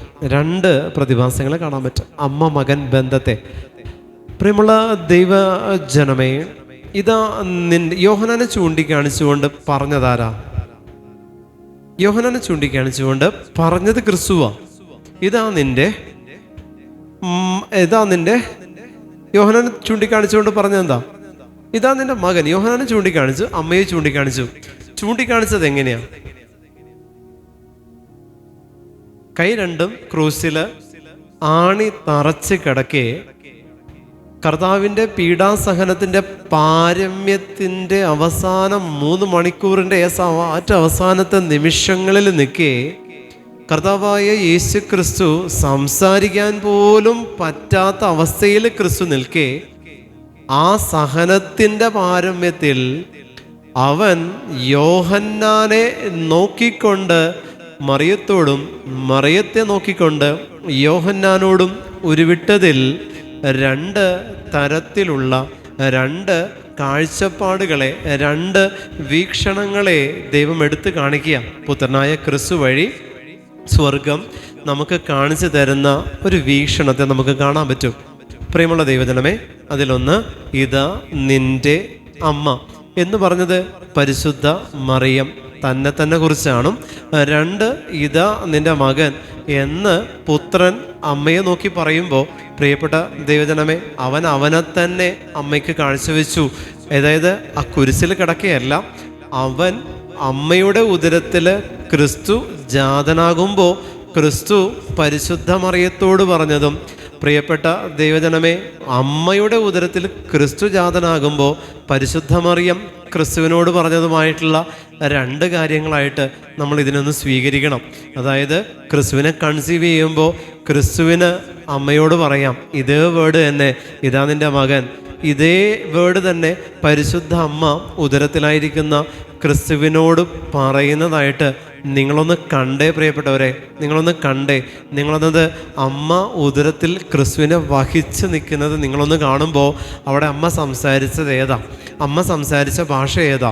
ഈ സംസാരിച്ച ഭാഷയുടെ ഒരു തലമ പ്രിയപ്പെട്ടവരെ കുരിശിൽ കിടന്നുകൊണ്ട് ക്രിസ്തു ചൂണ്ടിക്കാണിച്ചു കൊടുക്കുന്നുണ്ട്. ഈ വേർഡ് തന്നെ ക്രിസ്തു കടന്നു വരുന്നതിന് മുൻപ് പരിശുദ്ധ മറിയം ഗബ്രിയേൽ മാലാഖയോട് പറയുമ്പോൾ അവിടെ അമ്മ എന്നുള്ളത് മാറ്റി ദാസിയായപ്പോൾ പുത്രനെ കൺസീവ് ചെയ്യാനുള്ള ഒരുക്കത്തിലേക്ക് അമ്മ തന്നെ സറണ്ടർ ചെയ്തു. ഞാൻ റെഡിയാണ് പുത്രനായ ദൈവത്തെ കൺസീവ് ചെയ്യാൻ, ഞാൻ റെഡിയാണ്. അമ്മ റെഡിയായിട്ട് നിൽക്കുക. പുത്രനായ ദൈവം എന്ന് പറയുന്ന ആ ഒരു പരിശുദ്ധിയെ കൺസീവ് ചെയ്യാൻ എളിമയുടെ നിറകുടമായ പരിശുദ്ധ മറിയം ഒരുക്കപ്പെട്ടുകൊണ്ട് തന്നെ പൂർണ്ണമായിട്ട് ദൈവത്തിന് സമർപ്പിച്ചു. ഓൾറെഡി പരിശുദ്ധ മറിയം ദേവാലയത്തിന് പ്രതിഷ്ഠിക്കപ്പെട്ടവളാണ്. ഒരു സമ്പൂർണ്ണ സമർപ്പണം കഴിഞ്ഞു നിൽക്കുന്നവളാണ്. വീണ്ടും ഗബ്രിയേലിനോട് പറയുന്നത് ഇതാ കർത്താവിൻ്റെ ദാസി എന്ന് പറയുന്നത്. അപ്പോൾ ഇതാ കർത്താവിൻ്റെ ദാസി എന്ന് പറയണമെങ്കിൽ എന്തായിരിക്കണം? സമ്പൂർണ്ണ സമർപ്പണം എന്ന് പറയുന്ന ദേവാലയ സമർപ്പണം കഴിഞ്ഞ വ്യക്തിത്വങ്ങൾക്ക് പറയാവുന്ന ഒരു വേർഡ്. അതാണ് പരിശുദ്ധമ്മ നമ്മളെ പഠിപ്പിക്കുന്നത്. അവൾ ദേവാലയത്തിന് പ്രതിഷ്ഠിക്കപ്പെട്ടവളാണ്. ദേവാലയത്തിന് പ്രതിഷ്ഠിക്കപ്പെടുക, ദൈവത്തിന് സമർപ്പിക്കപ്പെട്ടവരെ സംബന്ധിച്ച് എഗെയിൻ അവർക്ക് കൂട്ടിച്ചേർക്കാവുന്ന ഒരു വേർഡാണ് ഇതാ കർത്താവിൻ്റെ ദാസി എന്ന് പറയുന്നത്. അപ്പോൾ നമ്മൾ ഇതാ കർത്താവിൻ്റെ ദാസി എന്ന് പറഞ്ഞ് സാധാരണക്കാരായ ഞാനും നിങ്ങളും അത് പറഞ്ഞാൽ അതൊരിക്കലും ആ ഒരു ഗ്യാപ്പിനെ അത് ഫില്ലാക്കുന്നില്ല പ്രിയപ്പെട്ടവരെ. ഒരു ഗ്യാപ്പിനെ ഫില്ല് ചെയ്യാനായിട്ട് ആ വേർഡ് പോരാ. കാരണം എന്താണെന്നറിയോ? ഞാനും നിങ്ങൾ ഇന്നും പലതിനും സമർപ്പിക്കപ്പെട്ടതിൻ്റെ കൂട്ടത്തിൽ ദേവാലയത്തിനും സമർപ്പിക്കപ്പെട്ടവരാ. കാരണം ലോകത്തിൻ്റെതായിട്ടുള്ള എല്ലാ പാപങ്ങളോടുകൂടെ ദൈവത്തിനും ഒരു സ്ലോട്ട് കൊടുത്തിട്ടുള്ളവർ മാത്രമാണ് നമ്മൾ. അതല്ലാതെ ദൈവമേ നിൻ്റെ വഴിക്ക് ഞാൻ നടന്നോളാം എന്നൊരു സമർപ്പണം എന്നെയും നിങ്ങളെ സംബന്ധിച്ചില്ലാത്തത് കൊണ്ട് തന്നെ ഈ ഒരു വേർഡ് നമ്മളെടുത്ത് ഉപയോഗിക്കുമ്പോൾ ആ സ്ലോട്ടിനെ അതൊരിക്കലും ഫില്ല് ചെയ്യുന്നില്ല. കാരണം ദൈവത്തിന് നമ്മുടെ ജീവിതത്തിൽ ഒരു സ്ലോട്ട് മാത്രമേ നമ്മൾ കൊടുത്തിട്ടുള്ളൂ. സമ്പൂർണ്ണ സമർപ്പണമായിട്ട് ദൈവത്തിന് നമ്മളെ തന്നെയോ ദൈവത്തെ അത്തരത്തിലോ നമ്മളും സ്വീകരിച്ചിട്ടില്ല. അതുകൊണ്ട് മറിയം നമുക്ക് തന്നിരിക്കുന്ന ജ്ഞാനത്തിൽ നിന്നും അമ്മ എന്ന് പറയുന്ന ജ്ഞാനത്തെ സ്വർഗം നമുക്ക് തരുമ്പോൾ ഈ ജ്ഞാനത്തെ ഉൾക്കൊണ്ടുകൊണ്ട് പ്രാർത്ഥിക്കണമെങ്കിൽ പ്രിയപ്പെട്ട ദൈവജനമേ, ഉൽപ്പത്തി മുതൽ വെളിപാട് വരെ നിങ്ങൾ വായിക്കണം. വായിക്കുമ്പോൾ നിങ്ങൾക്ക് കിട്ടുന്ന ജ്ഞാനം എന്ന് പറയുന്ന തലം, സ്വർഗത്തെക്കുറിച്ചുള്ളൊരറിവ് പരിശുദ്ധ മറിയം നിങ്ങൾക്ക് തരും. ആ അറിവിൽ നിന്നുകൊണ്ട് നിങ്ങൾ പ്രാർത്ഥിക്കണം. ഇതാണല്ലേ അമ്മേ നീ ഉദ്ദേശിച്ചത്, ഇതായിരുന്നല്ലേ അമ്മേ നീ എന്നോട് പറഞ്ഞത്. സ്വർഗത്തിലേക്ക് ദൈവത്തിൻ്റെ ആത്മാവ് പിതാവിൻ്റെ സന്നിധിയിലേക്ക് പ്രവേശിക്കാൻ പോവുക. അപ്പോൾ അതിന് മുൻപ് പിതാവ് പറയുകയാണ്, എൻ്റെ അമ്മയെ ആർക്കെങ്കിലും ഞാൻ ഏൽപ്പിക്കണ്ടേ, എൻ്റെ യോഹന്നാനെ ഞാൻ ആർക്കെങ്കിലും ഏൽപ്പിക്കണ്ടേ. നമ്മൾ പറയുമ്പോൾ പഠനമനുസരിച്ച് നമ്മൾ പറയുമ്പോൾ യോഹന്നാനെ കാണിച്ചുകൊണ്ട് മുഴുവൻ ജനത്തെയും അമ്മയ്ക്ക് ഏൽപ്പിച്ചു കൊടുത്തിട്ട് അമ്മയെ കാണിച്ചുകൊണ്ട് മുഴുവൻ ജനത്തിൻ്റെയും മാതാവായിട്ട് അമ്മ അവരോധിക്കപ്പെടുമ്പോൾ ഇതിന് രണ്ടിനും അപ്പുറത്തുള്ള ഒരു സ്പിരിച്വൽ ഒരു വിഷൻ നമുക്ക് കിട്ടണം. സ്വർഗത്തെക്കുറിച്ചുള്ള, പരിശുദ്ധ അമ്മയെക്കുറിച്ചുള്ള, കുരിശിൽ കിടക്കുന്ന ക്രിസ്തുവിനെ കുറിച്ചുള്ള ഒരു ഡിവൈൻ വിഷൻ നമുക്ക് സ്വർഗം പരിശുദ്ധാത്മാവിലൂടെ നമുക്ക് തരുമ്പോൾ, പ്രിയമുള്ള ദൈവജനമേ, അമ്മ എന്ന് പറയുന്നതിൻ്റെ ഒരു തലത്തെ നമുക്ക് മനസ്സിലാക്കാൻ പറ്റും. ഒരിക്കലും അമ്മയ്ക്ക് സഭ തന്നിക്കുന്നതിൽ കൂടുതൽ ഒരു സ്ഥാനം നിങ്ങൾ കൊടുക്കേണ്ടതില്ല. സഭ തന്നിരിക്കുന്ന സ്ഥാനം ഒരിക്കലും ഇടിച്ച് കാണിക്കാനും പാടില്ല. എക്സ്ട്രീമിലേക്ക് അമ്മയെ കൊണ്ടുപോയി നിർത്തേണ്ട ആവശ്യമില്ല. പക്ഷേ സഭ നിർത്തിയെടുത്ത് തന്നെ അവളെ നിൽക്കാൻ നീ അനുവദിച്ചാൽ മതി, അത്രയും മതി. അമ്മയ്ക്കൊരു ആരാധനയിലേക്ക് പോകാതിരുന്നാൽ മതി. അമ്മയ്ക്കൊരു വണക്കം എന്നുള്ളതിൽ നിന്നും അതിവണക്കത്തിലേക്ക് നീ പ്രവേശിച്ചിട്ടില്ലെങ്കിൽ അത് ഉടനടി ചെയ്യുക. പക്ഷേ ആ അതിവണക്കത്തെ ആരാധനയാക്കി മാറ്റാതെ അതിവണക്കത്തിൽ നിന്നുകൊണ്ട് തന്നെ അമ്മയ്ക്ക് സഭ കൊടുത്ത സ്ഥാനത്ത് തന്നെ അമ്മയെ നിർത്താൻ നീ ശ്രമിച്ചാൽ, പ്രിയപ്പെട്ട ദൈവജനമേ, അതിൽ ദൈവത്തിൻ്റെ പരിശുദ്ധാത്മാവിൻ്റെ അഭിഷേകം അതിൻ്റെ 7 മടങ്ങ് നിന്നിലേക്ക് പ്രവേശിക്കാൻ അമ്മ കാരണമാകും. ആമേൻ. ഹല്ലേലൂയ, hallelujah, hallelujah, hallelujah, hallelujah, hallelujah, ഹല്ലേലൂയ. കാരണം അവൾ ഈ തിരുക്കുടുംബം എന്ന് പറയുമ്പോൾ അതിൽ നമ്മൾ എപ്പോഴും പ്രാർത്ഥിക്കുന്നൊരു രീതിയുണ്ട്. യേശുവിൻ്റെ തിരുക്കുടുംബമേ, ഞങ്ങളുടെ കുടുംബങ്ങളിലെ നസ്രത്തിലെ തിരുക്കുടുംബം പോലെ ആക്കണമേ എന്ന് നമ്മൾ പ്രാർത്ഥനയിൽ ഒരു ഭംഗി വാക്കായിട്ട് നമ്മൾ ഉപയോഗിക്കാറുണ്ട്. എത്രത്തോളം ആത്മാർത്ഥതയോടുകൂടെ നമ്മളത് പ്രാർത്ഥിക്കുന്നുണ്ടെന്ന് നമുക്കറിയില്ല. പക്ഷേ നസ്രത്തിലെ തിരുക്കുടുംബം നമ്മളതെടുത്താൽ ഈ കുടുംബം എന്ന് പറയുന്നത് സ്ഥാപിക്കപ്പെട്ടു. ഉൽപ്പത്തിയിൽ നമ്മളത് കാണുന്നുണ്ട്. പ്രിയപ്പെട്ടവരെ, ഉൽപ്പത്തിയിൽ നസ്രത്തിലെ തിരുക്കുടുംബത്തിൽ നമ്മൾ കാണുമ്പോൾ പുത്രനായ യേശു ക്രിസ്തു സ്വർഗത്തിൽ നിന്ന് വന്നു, വിശുദ്ധ ഔസേപ്പും പരിശുദ്ധ മറിയവും ഭൂമിയിൽ നിന്ന് ജോയിൻ ചെയ്തു തിരുക്കുടുംബമായി. ഇത് തന്നെ ഉൽപ്പത്തിയിലേക്ക് പോയാൽ ഏദൻ തോട്ടത്തിൽ നമുക്കൊരു കുടുംബത്തെ കാണാൻ പറ്റും. അവിടെ ആദവും ഹവയും അവരോട് ജോയിൻ ചെയ്യുന്ന ദൈവത്തെ നമുക്ക് കാണാൻ പറ്റും. സന്ധ്യയായപ്പോൾ ദൈവമായ കർത്താവ് തോട്ടത്തിൽ ഉലാത്തുന്നതിൻ്റെ ശബ്ദം അവർ കേട്ടു. അപ്പോൾ ആ ഒരു പ്രോസസ്സ് ഉണ്ടായിരുന്നു എന്നുള്ളതാണ് അതിൽ നിന്ന് നമുക്ക് മനസ്സിലാക്കാൻ പറ്റുന്നത്. ദൈവമായ കർത്താവ് തോട്ടത്തിൽ ഉലാത്തുന്നവർക്കറിയാം. അപ്പോൾ അവിടെ ഒരു കമ്മ്യൂണിയൻ ഉണ്ടായിരുന്നു. ആരെല്ലാം? ദൈവത്തിൻ്റെ സൃഷ്ടിയും ദൈവവുമായിട്ടുള്ള ഒരു കമ്മ്യൂണിയനെ നമുക്ക് ഏദനിൽ നമുക്ക് കാണാൻ പറ്റും. പ്രിയമുള്ളവരെ, ഏദൻ എന്ന് പറയുന്നൊരു അറ്റ്മോസ്ഫിയർ ഉണ്ടായതുകൊണ്ടാണല്ലോ ദൈവം അവിടെ സമ്മേളിച്ചത്. Hallelujah, hallelujah. ഉൽപ്പത്തി കഴിഞ്ഞതിന് ശേഷം ഈ ആദവും ഹവയും പ്രഥമ പാപം ചെയ്തതിന് ശേഷം പിന്നെ ഈ ദൈവത്തിൻ്റെ കാലച്ച പിന്നെ നമ്മളിങ്ങോട്ട് നോക്കുമ്പോൾ ഒരിടത്തും നമുക്ക് കാണാൻ പറ്റുന്നില്ല, കേൾക്കാനും പറ്റുന്നില്ല, ഒരിടത്തും നമുക്ക് അനുഭവിക്കാൻ പറ്റുന്നില്ല. ദൈവത്തെക്കുറിച്ച് പിന്നെ കാണാനേ ഇല്ല. പിന്നെ നമ്മൾ കാണുന്ന എപ്പോഴാണ്? പുത്രനായ യേശു ക്രിസ്തുവിൻ്റെ കടന്നുവരവാണ് പിന്നെ നമ്മൾ കാണുന്നത്. പ്രിയമുള്ള ദൈവജനമേ, ആ പുത്രൻ പോയതിനു ശേഷവും പിന്നെയും നമ്മൾ കാണുന്നില്ല. നടപടി 2:1-4 പിന്നെ നമ്മൾ കാണുന്നത് പരിശുദ്ധാത്മാവ് കടന്നു വരിക. അപ്പോൾ ഓരോന്നിനും ഓരോ ടൈം ഗ്യാപ്പ് കർത്താവ് കൊടുക്കുന്നുണ്ട്, ടൈം ഗ്യാപ്പ് കൊടുക്കുന്നുണ്ട്. ഈ പാപം ചെയ്തതിന് ശേഷം പിതാവായ ദൈവത്തെ പിന്നെ ഇവർ കണ്ടുമുട്ടുന്നില്ല. അത്തി ഇലകൾ കൂട്ടിക്കെട്ടി അവരക്കച്ച ഉണ്ടാക്കിയിട്ട് ദൈവത്തിൻ്റെ മുമ്പിൽ ചെന്ന് നിൽക്കുക. അവർ തങ്ങളെ തന്നെ പ്രസൻറ്റ് ചെയ്തതാണ്. പാപത്തിന് ശേഷം ഉള്ള പ്രസൻറ്റേഷനിൽ ചില പ്രിപ്പറേഷനെ നമുക്ക് കാണാൻ പറ്റും. അതിനു മുമ്പ് വരെ ദൈവത്തിൻ്റെ മുൻപിൽ ചെന്ന് നിൽക്കാൻ ഒരു പ്രിപ്പറേഷൻ്റെ ആവശ്യം ഈ പറയുന്ന നമ്മളുടെ ആ ഒരു ദൈവീകതയിൽ നിന്നിരുന്ന മാതാപിതാക്കൾക്ക് ആവശ്യമുണ്ടായിരുന്നില്ല. പക്ഷെ പാപം ചെയ്ത് ദൈവത്തിൻ്റെ മുമ്പിൽ അന്നും ഇന്നും നമ്മൾ ചെന്ന് നിൽക്കുമ്പോൾ ഒരു പ്രിപ്പറേഷൻ ആവശ്യമുണ്ട്. Hallelujah, hallelujah. ആ പ്രിപ്പറേഷനാണ് നമ്മുടെ ആത്മാവിന് ദൈവം ഒരുക്കിയ ആ ഒരു പ്രിപ്പറേഷനാണ് ശുദ്ധീകരണ സ്ഥലം. Hallelujah, hallelujah, hallelujah. അതുകൊണ്ട് തന്നെ ആ ഒരു പ്രിപ്പറേഷൻ പീരീഡ് കഴിയാതെ സ്വർഗം എന്ന് പറയുന്ന അവസ്ഥയിലേക്ക് ഒരാത്മാവും പ്രവേശിക്കുന്നില്ല. അപ്പോൾ ആ ഒരു പ്രിപ്പറേഷൻ പീരീഡ് ഇത് നമ്മൾ ആദത്തിലും ഹവ്വയിലും നമ്മൾ നോക്കിയാൽ നമുക്ക് കാണാൻ പറ്റും. ആദത്തിലും ഹവ്വയിലും നോക്കിയാലും ഈ ഒരു പ്രിപ്പറേഷൻ കാണാൻ പറ്റുന്നുണ്ട്. ഫസ്റ്റ് സിൻ, അതിനുശേഷം അവർ പ്രിപ്പയറായി ദൈവത്തിൻ്റെ മുൻപിലെത്താൻ അവർ പ്രിപ്പയർഡായി എന്നുള്ളതാണ്. ഈ പ്രിപ്പറേഷൻ അതൊരിക്കലും ദൈവം കൊടുത്തതല്ല. കാരണം അവർ പ്രിപ്പയർ ചെയ്തത് ആത്മാവിലല്ല, ശരീരത്തിലാണ്. ശരീരത്തിൻ്റെ നഗ്നത മറയ്ക്കാൻ പഠിപ്പിച്ചത് ദൈവമല്ല, സാധാരണ. കാരണം അതിന് മുൻപ് വരെ അത് നഗ്നത എന്ന ലേബലിൽ അറിയപ്പെട്ടിരുന്നില്ല. ആ ലേബലിലേക്ക് അത് വന്നതിന് ശേഷം ശരീരത്തിൻ്റെ നഗ്നത അവർ മറച്ചു വെച്ചു. ദൈവത്തിൻ്റെ മുൻപിൽ അവർ ഹാജരായി, ദൈവത്തിന് മുമ്പിൽ ഹാജരായി. അപ്പോൾ ദൈവം ചോദിച്ചു, നിങ്ങൾ എവിടെയായിരുന്നു? ഞങ്ങൾ നഗ്നരായിരുന്നു. നിങ്ങൾ നഗ്നരായിരുന്നു, നിങ്ങളോട് ആര് പറഞ്ഞു? കഴിക്കരുതെന്ന് ഞാൻ പറഞ്ഞത് നിങ്ങളെടുത്ത് കഴിച്ചോ? അപ്പോൾ ആദം അത് നേരെ ഹവ്വയുടെ തലയിൽ കൊണ്ട് വെച്ചു കൊടുത്തു, നീ എനിക്ക് ഭാര്യയായി തന്നവൻ. അപ്പോഴാണ് ആദം പറയുന്നത്, നീ എനിക്ക് ഭാര്യയായി തന്നവൾ എനിക്ക് തന്നു, ഞാൻ തിന്നു. പക്ഷേ ഹവ്വയെ ആദത്തിൽ നിന്ന് വാരിയൽ ഊരിയെടുത്ത് ഹവ്വയ്ക്ക് രൂപം കൊടുത്ത് ഹവ്വയെ ആദത്തിന്റെ മുൻപിൽ കൊണ്ടുപോയി നിർത്തിയപ്പോൾ ആദം പറഞ്ഞില്ല, നീ എനിക്ക് തന്നവളെന്ന് ആദം പറഞ്ഞോ? ഇല്ല. അവിടെ ആദത്തിന് തെറ്റുപറ്റി. അവിടെ ആദം പറഞ്ഞെന്താ?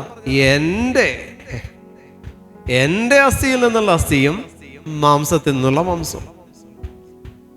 എന്നിട്ട് ആദം പ്രഖ്യാപിച്ചു, നരനിൽ നിന്ന് എടുക്കപ്പെട്ടത് കൊണ്ട് നീ നാരി എന്ന് വിളിക്കപ്പെടും. പക്ഷെ പാപം ചെയ്തപ്പോൾ ആദം കറക്റ്റ് എന്തായിരുന്നുവോ ആ ഒരു തലത്തിലേക്ക് ആദം തിരിച്ചെത്തി. ആദം പറഞ്ഞെന്താ? നീ എനിക്ക് ഭാര്യയായി തന്നവൾ, അവൾ ആ പഴം കൊണ്ടുവന്ന് എനിക്ക് തന്നു, ഞാൻ തിന്നു. അവിടെയാണ് റൈറ്റ് റെവലേഷൻ, ഹവ്വയെ കുറിച്ചുള്ള ആ ഒരു എന്താ പറയുക, എന്താണ് ഹവ്വ, എന്തായിരുന്നു ഹവ്വ എന്ന് ആദം പ്രഖ്യാപിച്ചത് പാപം ചെയ്തതിന് ശേഷം മാത്രമാണ്. പാപം ചെയ്തതിന് ശേഷമേ ആദം പ്രഖ്യാപിച്ചുള്ളൂ എന്തായിരുന്നു ഹവ്വ എന്നുള്ളത്. നീ എനിക്ക് തന്നവളാണ് അവള് എന്ന് അങ്ങനെ ആയിരുന്നു ആദം പറയേണ്ടിയിരുന്നത്. പക്ഷെ അങ്ങനെ പറഞ്ഞില്ല അവൻ. പക്ഷെ ദൈവം പറയിപ്പിച്ചു. ഹല്ലേലൂയ. അഭിഷേകത്തോടെ ഹല്ലേലൂയ, വിശ്വാസത്തോടെ hallelujah, hallelujah, hallelujah, hallelujah, hallelujah. പരിശുദ്ധ മറിയത്തിലേക്ക് കടന്നു വന്നപ്പോൾ അമ്മ പറഞ്ഞ എന്താണ്? ഈ ഹവ്വ പറഞ്ഞു എന്താണ്? അപ്പോൾ ആദം പറഞ്ഞത് ഹവ്വ തന്നു, ഞാൻ തിന്നു. അപ്പോൾ ഹവ്വ പറഞ്ഞു, സർപ്പം എന്നെ വഞ്ചിച്ചു, സർപ്പം എന്നെ വഞ്ചിച്ചു.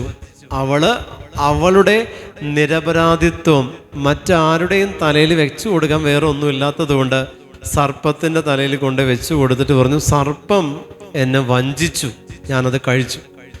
സർപ്പം എന്നെ വഞ്ചിച്ചു. പ്രിയമുള്ള ദൈവജനമേ, വഞ്ചിക്കപ്പെടണമെങ്കിൽ എന്നിലൊരു പാപമുണ്ടെങ്കിലേ അത്തരത്തിലുള്ള പാപഹേതുക്കൾ എന്നിലേക്ക് വരുള്ളൂ. ഹല്ലേലൂയ. നിങ്ങൾ ആദ്യം അത് മനസ്സിലാക്കി. അതായത് ഒരു വ്യക്തി, അതാണ് ഞാൻ പറയുന്നില്ല, എന്നെ വിളിച്ചിട്ട് പറഞ്ഞു, ബ്രദറെ ഈ ഒരാൾ എന്നെ വല്ലാതെ ടെംപ്റ്റ് ചെയ്തുകൊണ്ടിരിക്കുകയാണ്, എനിക്ക് മര്യാദയ്ക്ക് ജീവിക്കാൻ പറ്റുന്നില്ല, എനിക്ക് പ്രാർത്ഥനയിൽ നിൽക്കാൻ പറ്റുന്നില്ല, എനിക്ക് അങ്ങനെയാണ്, എനിക്ക് ഇങ്ങനെയാണ്, എനിക്ക് തേങ്ങയാണ്, എനിക്ക് മാങ്ങയാണ്, കാരണം ഇതിങ്ങനെ എന്നെക്കൊണ്ട് നിർബന്ധം പാപം ചെയ്യാൻ എന്നെക്കൊണ്ട് പ്രേരിപ്പിക്കുക. അപ്പം ഞാൻ ഈ വ്യക്തിയോട് പറഞ്ഞു, നിങ്ങളിൽ പാപമില്ലാതെ ആ പാപഹേതു നിങ്ങളുടെ അടുത്ത് വരില്ല. Hallelujah, hallelujah. പാപത്തെ, ഇവിടെ ഒരു വ്യഭിചാരം നിൽക്കുന്നുണ്ടെങ്കിൽ ഈ വ്യഭിചാരം എന്നെ തന്നെ ലക്ഷ്യം വെച്ച് വരണമെങ്കിൽ ആ വ്യഭിചാര ദുർബോധത്തിൻ്റെ ഒരു സ്പിരിറ്റ്, ഒരവസ്ഥ എന്നിൽ ഉണ്ടാകണം. അല്ലാതെ ഒരിക്കലും ആ സ്പിരിറ്റ് എന്നെ അറ്റാക്ക് ചെയ്യില്ല. അതിൻ്റെ ഏതെങ്കിലും ഒരു തലം എന്നിലുണ്ടാകണം. ഇരുമ്പിനെ മാത്രമേ കാന്തം ആകർഷിക്കുന്നുള്ളൂ. സ്റ്റീലും പിച്ചളയും കോപ്പറും പ്ലാസ്റ്റിക്കും വെച്ചാലും കാന്തത്തിന് പ്രത്യേകിച്ച് ടെംപ്റ്റേഷനൊന്നുമില്ല. ഓക്കെ, കാന്തം ടെംപ്റ്റഡ് ആകുന്നത് ഇരുമ്പിനെ കാണുമ്പോൾ മാത്രമേ ഉള്ളൂ. നിങ്ങൾക്ക് മദ്യപിക്കാൻ തോന്നുന്നുണ്ട്, അവരെല്ലാവരും ഇരുന്ന് മദ്യപിച്ചത് കണ്ടപ്പോൾ ഞാൻ മദ്യപിച്ചതല്ല. ഓക്കെ, അതിനെ സ്വീകരിക്കാൻ, മദ്യമെന്ന് പറയുന്നത് ഒരു ആത്മാവിനെ സ്വീകരിക്കാൻ എൻ്റെ ഉള്ളിൽ അതിനെ ഇൻവൈറ്റ് ചെയ്യാനുള്ളൊരു സ്പിരിറ്റ് അതെൻ്റെ ഉള്ളിൽ ഉണ്ടായിരുന്നു എന്നുള്ളതാണ്. ഞാൻ ഏതെങ്കിലും പാപം കമ്മിറ്റ് ചെയ്യാതെ, ഞാനിപ്പോൾ ഒരു പാപം കമ്മിറ്റഡ് ഞാനൊരു പാപത്തിന് ഞാൻ വീണുപോയി, പിന്നീട് ഞാനത് ഏറ്റുപറഞ്ഞ് കുമ്പസാരിച്ചു, ഞാനത് ആ പാപത്തെ ഒഴിവാക്കി. പക്ഷേ പാപം തന്ന സുഖവും പാപം തന്ന ആസ്വാദ്യകരമായിട്ടുള്ള അവസ്ഥകളെ ഞാൻ ഒഴിവാക്കിയിട്ടില്ല, പാപത്തെ ഒഴിവാക്കി. ഇതെൻ്റെ ഉള്ളിലുണ്ടെങ്കിൽ that means that spirit is എൻ്റെ ഉള്ളിലുണ്ട്. അപ്പോൾ അതുകൊണ്ട് ഇതെൻ്റെ ഉള്ളിലുണ്ടായിരിക്കെയാണ് അത്തരത്തിലുള്ള ഒരു വ്യക്തി എന്നെ സമീപിക്കുകയും എഗെയിൻ ആ പാപം ചെയ്യാൻ എനിക്ക് ആ സാഹചര്യം ഒരുക്കപ്പെടുകയും ചെയ്യുന്നുണ്ടെങ്കിൽ അതിന് കാരണം ആ വ്യക്തിയല്ല, എൻ്റെ ഉള്ളിലാണ് അതിന് കാരണമായിട്ടുള്ള പാപഹേതുക്കൾ ഉള്ളത്. Hallelujah, hallelujah. വ്യഭിചാരം എന്ന് പറയുന്ന സ്പിരിറ്റിന് 4 സ്റ്റേജസ് ഉണ്ട്. ഈ 4 സ്റ്റേജിൽ 4ാമത്തെ സ്റ്റേജ് മാത്രമാണ് വ്യഭിചാരം. അതിൻ്റെ ഇനീഷ്യൽ സ്റ്റേജ് ഒരിക്കലും അതല്ല. ആ ഇനീഷ്യൽ സ്റ്റേജ് ഡെവലപ്പ് ചെയ്യുന്നത് അവനവൻ തന്നെയാണ്. ഒരിക്കലും കടന്നു വരുന്ന വ്യക്തിക്ക് വ്യഭിചാരത്തിൻ്റെ ഇനീഷ്യൽ സ്റ്റേജ് എന്നിൽ ഡെവലപ്പ് ചെയ്യാൻ പറ്റില്ല. ഓക്കെ, അത് ഞാൻ ഡെവലപ്പ് ചെയ്ത് അതിൻ്റെ second stage, third stage, fourth സ്റ്റേജിലാണ് വ്യഭിചാരം എന്ന് പറയുന്ന പാപത്തിൽ ഞാൻ കമ്മിറ്റ് ചെയ്യുള്ളൂ. അപ്പം ഈ ഒരു സ്പിരിറ്റ് നമ്മളിലുണ്ട് പ്രിയപ്പെട്ടവരെ. ഇവിടെ ഹവ പറയുന്നുണ്ട്, സർപ്പം എന്നെ വഞ്ചിച്ചു, ഞാനത് തിന്നു. സർപ്പം വഞ്ചിക്കണമെങ്കിൽ ഹവയിൽ എന്തുണ്ടാകണം? ഓഹ്, എന്തുണ്ടാകണം? ഞാൻ വല്ല കല്ലിനോടോ മരത്തിനോടാണോ? എന്താ ഉണ്ടാവണ്ടേ? നിങ്ങൾക്ക് ക്ലാസ് പിടിക്കുന്നില്ലെങ്കിൽ നിങ്ങൾ പറഞ്ഞോട്ടോ, നമുക്ക് സ്റ്റോപ്പ് ചെയ്യാം. ഓക്കെ, നിങ്ങൾക്ക് ക്ലാസ് ഫോളോ ചെയ്യാൻ പറ്റുന്നില്ലെങ്കിൽ നിങ്ങൾ പറയണേ. എനിക്ക് ഭയങ്കര ലോഡ് വരുന്നു, ഭയങ്കര ലോഡ്, ക്ലാസ് പോകുന്നില്ല. ഞാൻ വല്ലാതെ സ്ട്രെയിൻ ചെയ്തായി ക്ലാസ് എടുക്കണം, നല്ല സ്ട്രെയിനാണ്, എനിക്ക് പറ്റുന്നില്ല, എനിക്ക് തല ചുറ്റുന്നുണ്ട്, വല്ലാതെ തല ചുറ്റുക. അപ്പോൾ നിങ്ങൾ ക്ലാസ് പറ്റുന്നില്ലെങ്കിൽ നിങ്ങൾ പറയണേ. ഒന്നാമത് ഞാൻ ഫാസ്റ്റിംഗ് ആയതുകൊണ്ട് എനിക്ക് ക്ലാസ് എടുക്കുന്നതിന് ഒത്തിരി പാടുപെട്ടിട്ടാണ്.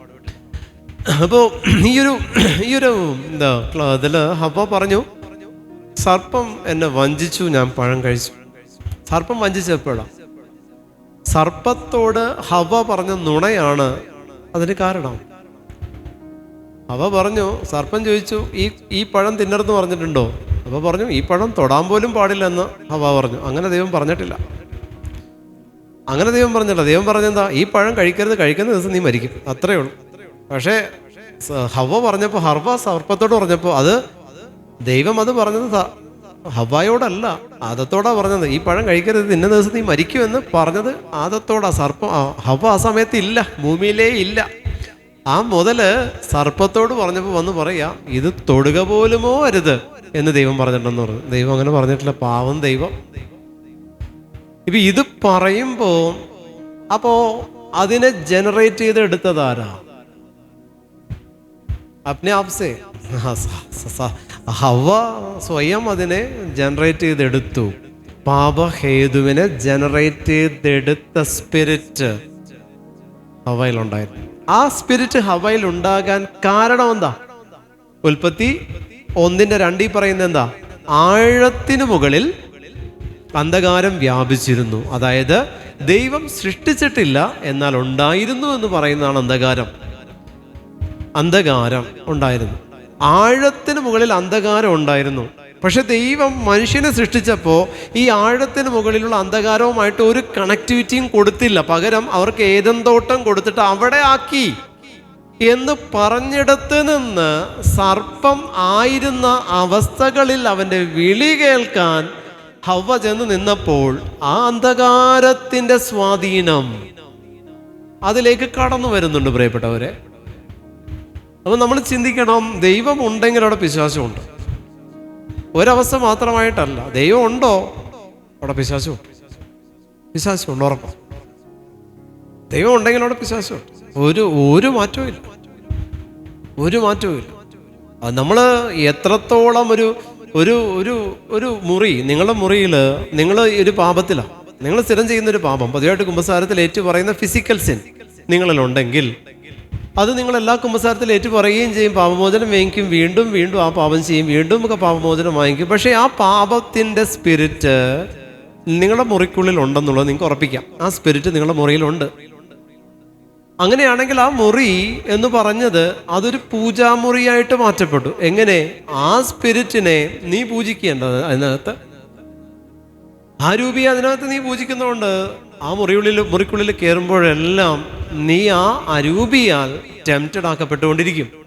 പ്രിയമുള്ളവരെ, first of all we have to wash out all our sexual habits, sexual thoughts and sexual desires from us.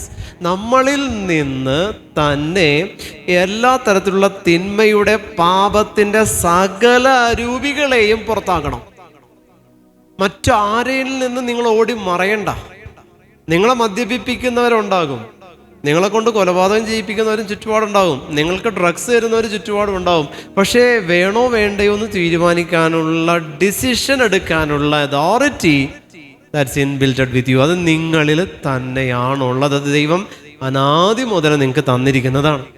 അത് വെച്ചിട്ട് നിങ്ങൾക്ക് ഡിസൈഡ് ചെയ്യാം, എനിക്കിത് വേണ്ട എന്നുള്ള തീരുമാനം നിനക്ക് എടുക്കാൻ പറ്റും. ആ തീരുമാനം എടുക്കുന്ന തലം നിന്നിൽ നിന്ന് എപ്പോൾ നഷ്ടപ്പെടുന്നുവോ അപ്പോൾ നിങ്ങൾ ഉറപ്പിച്ചോ, യു ആർ പൊസസ്ഡ്. നിങ്ങൾ ആ സമയം പൈശാചിക സ്വാധീനത്തിൻ്റെ വലയത്തിലേക്ക് പ്രവേശിപ്പിക്കപ്പെട്ടു. ആ സമയത്ത് കാരണം നിങ്ങൾക്ക് ആ ഡിസിഷൻ എടുക്കാൻ പറ്റണില്ല. ഡിസിഷൻ എടുക്കും, തെറ്റും, ഡിസിഷൻ എടുക്കും, തെറ്റും, വീണ്ടും ഡിസിഷൻ എടുക്കും, തെറ്റും. That means your control is not in your hand. നിങ്ങളുടെ കയ്യിൽ നിന്ന് നിങ്ങളുടെ control, you lose your control. അപ്പം അങ്ങനെ വരുമ്പോൾ പ്രിയപ്പെട്ടവരെ ഒന്ന് ആലോചിച്ച് നോക്കി, നമ്മൾ ചിന്തിക്കുക. ഇവിടെയാണ് ഞാനിത് പറയുന്നത്. ഏറ്റവും കൂടുതൽ ഈ കാലഘട്ടത്തിൽ കാണുന്ന സ്പിരിറ്റ് ഇതായതുകൊണ്ടാണ് കേട്ടോ. അത് തന്നെ ഞാൻ നറേറ്റ് ചെയ്യുന്നത്, വേറെ മറ്റൊന്നും കൊണ്ടല്ലേ. അത് തന്നെ ഞാൻ നറേറ്റ് ചെയ്തത്. എന്തൊക്കെയോ ആർക്കൊക്കെ ആവശ്യം. ഇത് ഈ ഒരു തലം മാറിയില്ലെങ്കിൽ പ്രിയപ്പെട്ടവരെ നിങ്ങൾക്ക് ഉപസിക്കാൻ പറ്റില്ല. നിങ്ങൾക്ക് ഉറക്കം നിന്ന് പ്രാർത്ഥിക്കാൻ പറ്റില്ല. ഉറക്കം നിന്ന് പ്രാർത്ഥിക്കണ്ട, വചനം കേൾക്കുമ്പോൾ ഒന്ന് ഉറങ്ങാതിരുന്നാൽ മതി. ഞാനിപ്പോൾ ഇത് ജാഗരണ പ്രാർത്ഥന പോലെ ബാക്കിയുള്ളവരെ കാണണേ. കാരണം കുറച്ച് പേര് ഉറങ്ങുന്നു, കുറച്ച് പേര് ഉറക്കം നിൽക്കുന്നു എന്ന് എനിക്ക് പറയാൻ പറ്റുള്ളൂ. Hallelujah, hallelujah. ഉറക്കം നിന്ന് കൂടുന്ന ഒരു ഫീലാണ് എനിക്ക്. കാരണം കുറേ പേര് ഉറങ്ങുമ്പോൾ ഞാൻ രാത്രിയാണോ പകലാണോ ദൈവമേ ക്ലാസ് എടുക്കുന്നൊരു ചിന്തയാണ്. അപ്പോൾ രാത്രിയല്ല, പകൽ തന്നെയാണ്. അപ്പോൾ ജാഗരണ പ്രാർത്ഥനയല്ല, പക്ഷെ നിങ്ങൾ ഉറങ്ങാതിരിക്കുന്നുണ്ട് കേട്ടോ. ഞാൻ നിങ്ങൾ അപ്രീഷിയേറ്റ് ചെയ്യാൻ തന്നെ. അപ്പോൾ അത് പോലും നമുക്ക് പറ്റാതെ വരും. നിങ്ങൾ അറിയുന്നില്ല. The spirit of lust will extinguish the fire in you. നിങ്ങളിൽ ഒരു പരിശുദ്ധാത്മാവിൻ്റെ തീ ഉണ്ടെങ്കിൽ ആ തീയെ കെടുത്തുന്ന എക്സ്റ്റിങ്ക്യൂഷറാണ് ലസ്റ്റ്ഫുൾ തോട്ട്സും ലസ്റ്റ്ഫുൾ ഡിസയേഴ്സ്. ലസ്റ്റ് എന്ന് പറയുന്നത് ഈ ലസ്റ്റാണ് മദ്യപാനത്തിൻ്റെ തലത്തിലേക്ക് നമ്മളെ കൊണ്ടുപോകുന്നത്. ലസ്റ്റാണ് ഡ്രഗ്സ് അടിപ്പിക്കുന്നത്. ലസ്റ്റാണ് സിഗരറ്റ്സ്. ലസ്റ്റിൻ്റെ ഒരു ഭാഗം മാത്രമാണ് സെക്സ്. ലസ്റ്റാണ് ലേസിനെസ് തരുന്നത്. ലസ്റ്റാണ് പോണോഗ്രഫിയിലേക്ക് കൊണ്ടുപോകുന്നത്. ലസ്റ്റാണ് മൊബൈൽ അഡിക്ഷൻസ് തരുന്നത്. ലസ്റ്റാണ് നിങ്ങൾക്ക് ഭക്ഷണത്തിൽ ടേസ്റ്റ് തരില്ല. വീട്ടിലുണ്ടാക്കുന്ന ഭക്ഷണം ടേസ്റ്റ് ഉണ്ടാവില്ല. കുഴിമന്തിയും ചമ്മന്തിയൊക്കെ നിങ്ങൾക്ക് ഭയങ്കര ടേസ്റ്റ്ഫുൾ ആയിരിക്കും. ഈ കാലഘട്ടത്തിൻ്റെ അരൂപിയ അവസാന നാളുകളാണ്. യോഹന്നാന്റെ സുവിശേഷത്തിൽ പറയുന്നത് എന്താ? നിങ്ങളെ കൊല്ലുന്ന ഏവനും താൻ ദൈവത്തിന് ബലി അർപ്പിക്കുന്നു എന്ന് പറയപ്പെടുന്ന കാലം വരും. യോഹന്നാന്റെ സുവിശേഷത്തിലൂടെ തമ്പുരാൻ നമ്മളോട് പറഞ്ഞ കാര്യമാണ്.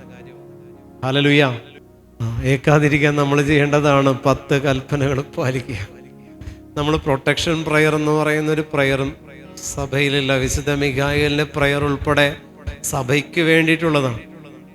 10 കൽപ്പനകളുടെ ലംഘനം മൂലം 10 കൽപ്പനകളിൽ ഏതെങ്കിലും ഒന്ന് ലംഘിച്ച്, ബോധപൂർവം ലംഘിച്ച്, ഇത്തരത്തിലുള്ള സ്പിരിറ്റ് നമ്മളിലേക്ക് കടന്നു വരാൻ, വെൽക്കം ചെയ്യാൻ നമ്മളൊരു ഡോറ് തുറന്നിട്ട് കൊടുത്താൽ ഇതേക്കുള്ളൂ. 2 ആഴ്ചയിലൊരിക്കൽ കുമ്പസാരിച്ച് പ്രസാദപരാവസ്ഥ നിങ്ങൾ കീപ്പ് ചെയ്യാം. 1, പരിശുദ്ധ കുർബാന നിങ്ങൾ മുടക്കരുത്.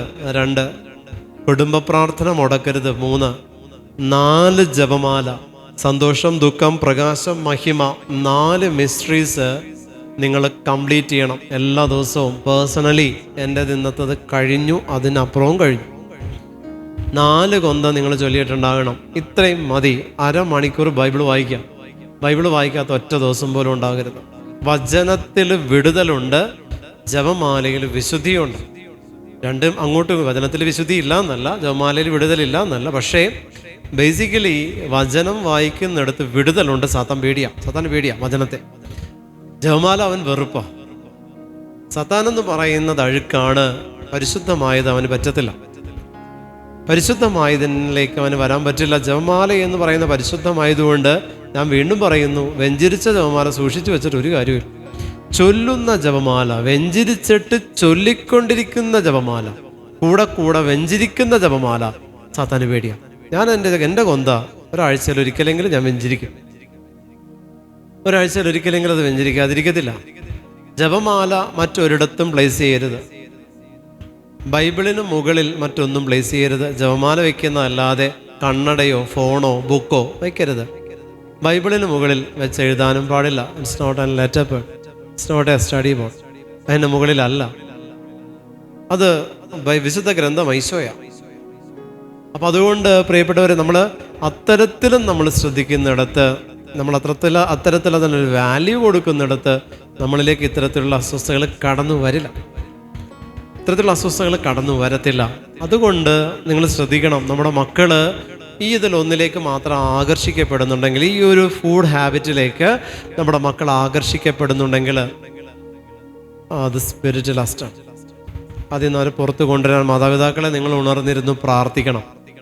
അതുകൊണ്ട് പരിശുദ്ധ മറിയം, ഞാൻ പറഞ്ഞു വന്ന ഇത്രയേ ഉള്ളൂ, ആദത്തിലും ഹവ്വയിലും എന്തുണ്ടായിരുന്നു എന്തുണ്ടായിരുന്നില്ല, അനുസരണക്കേട് കടന്നു വരുന്നതിന് മുൻപുണ്ടായിരുന്നതും അതിനു മുൻപ് ലോകത്തിലുണ്ടായിരുന്നതും അതിനുശേഷം ലോകത്തിൽ നിന്ന് ഇവർ സ്വീകരിച്ചതും ഇവർ ലോകത്തിലേക്ക് അയക്കപ്പെടാനായിട്ടുള്ള കാരണവും ലോകത്തിൽ നിന്ന് സ്വീകരിച്ചതെന്നുള്ളത് മറക്കരുത്. അതുകൊണ്ട് ഒരു പാപഹേതു നിന്നെ അന്വേഷിച്ച് വരണമെങ്കിൽ അതിന് കാരണമായിട്ടുള്ള അതേ പാപത്തിൻ്റെ അംശം നിന്റെ ഉള്ളിലുള്ളത് കൊണ്ടാണ്. അല്ലാതെ ആ പാപഹേതു പേർപ്പസ്ലി നിന്നെ മാത്രം ടെംപ്റ്റ് ചെയ്യാൻ വരില്ല.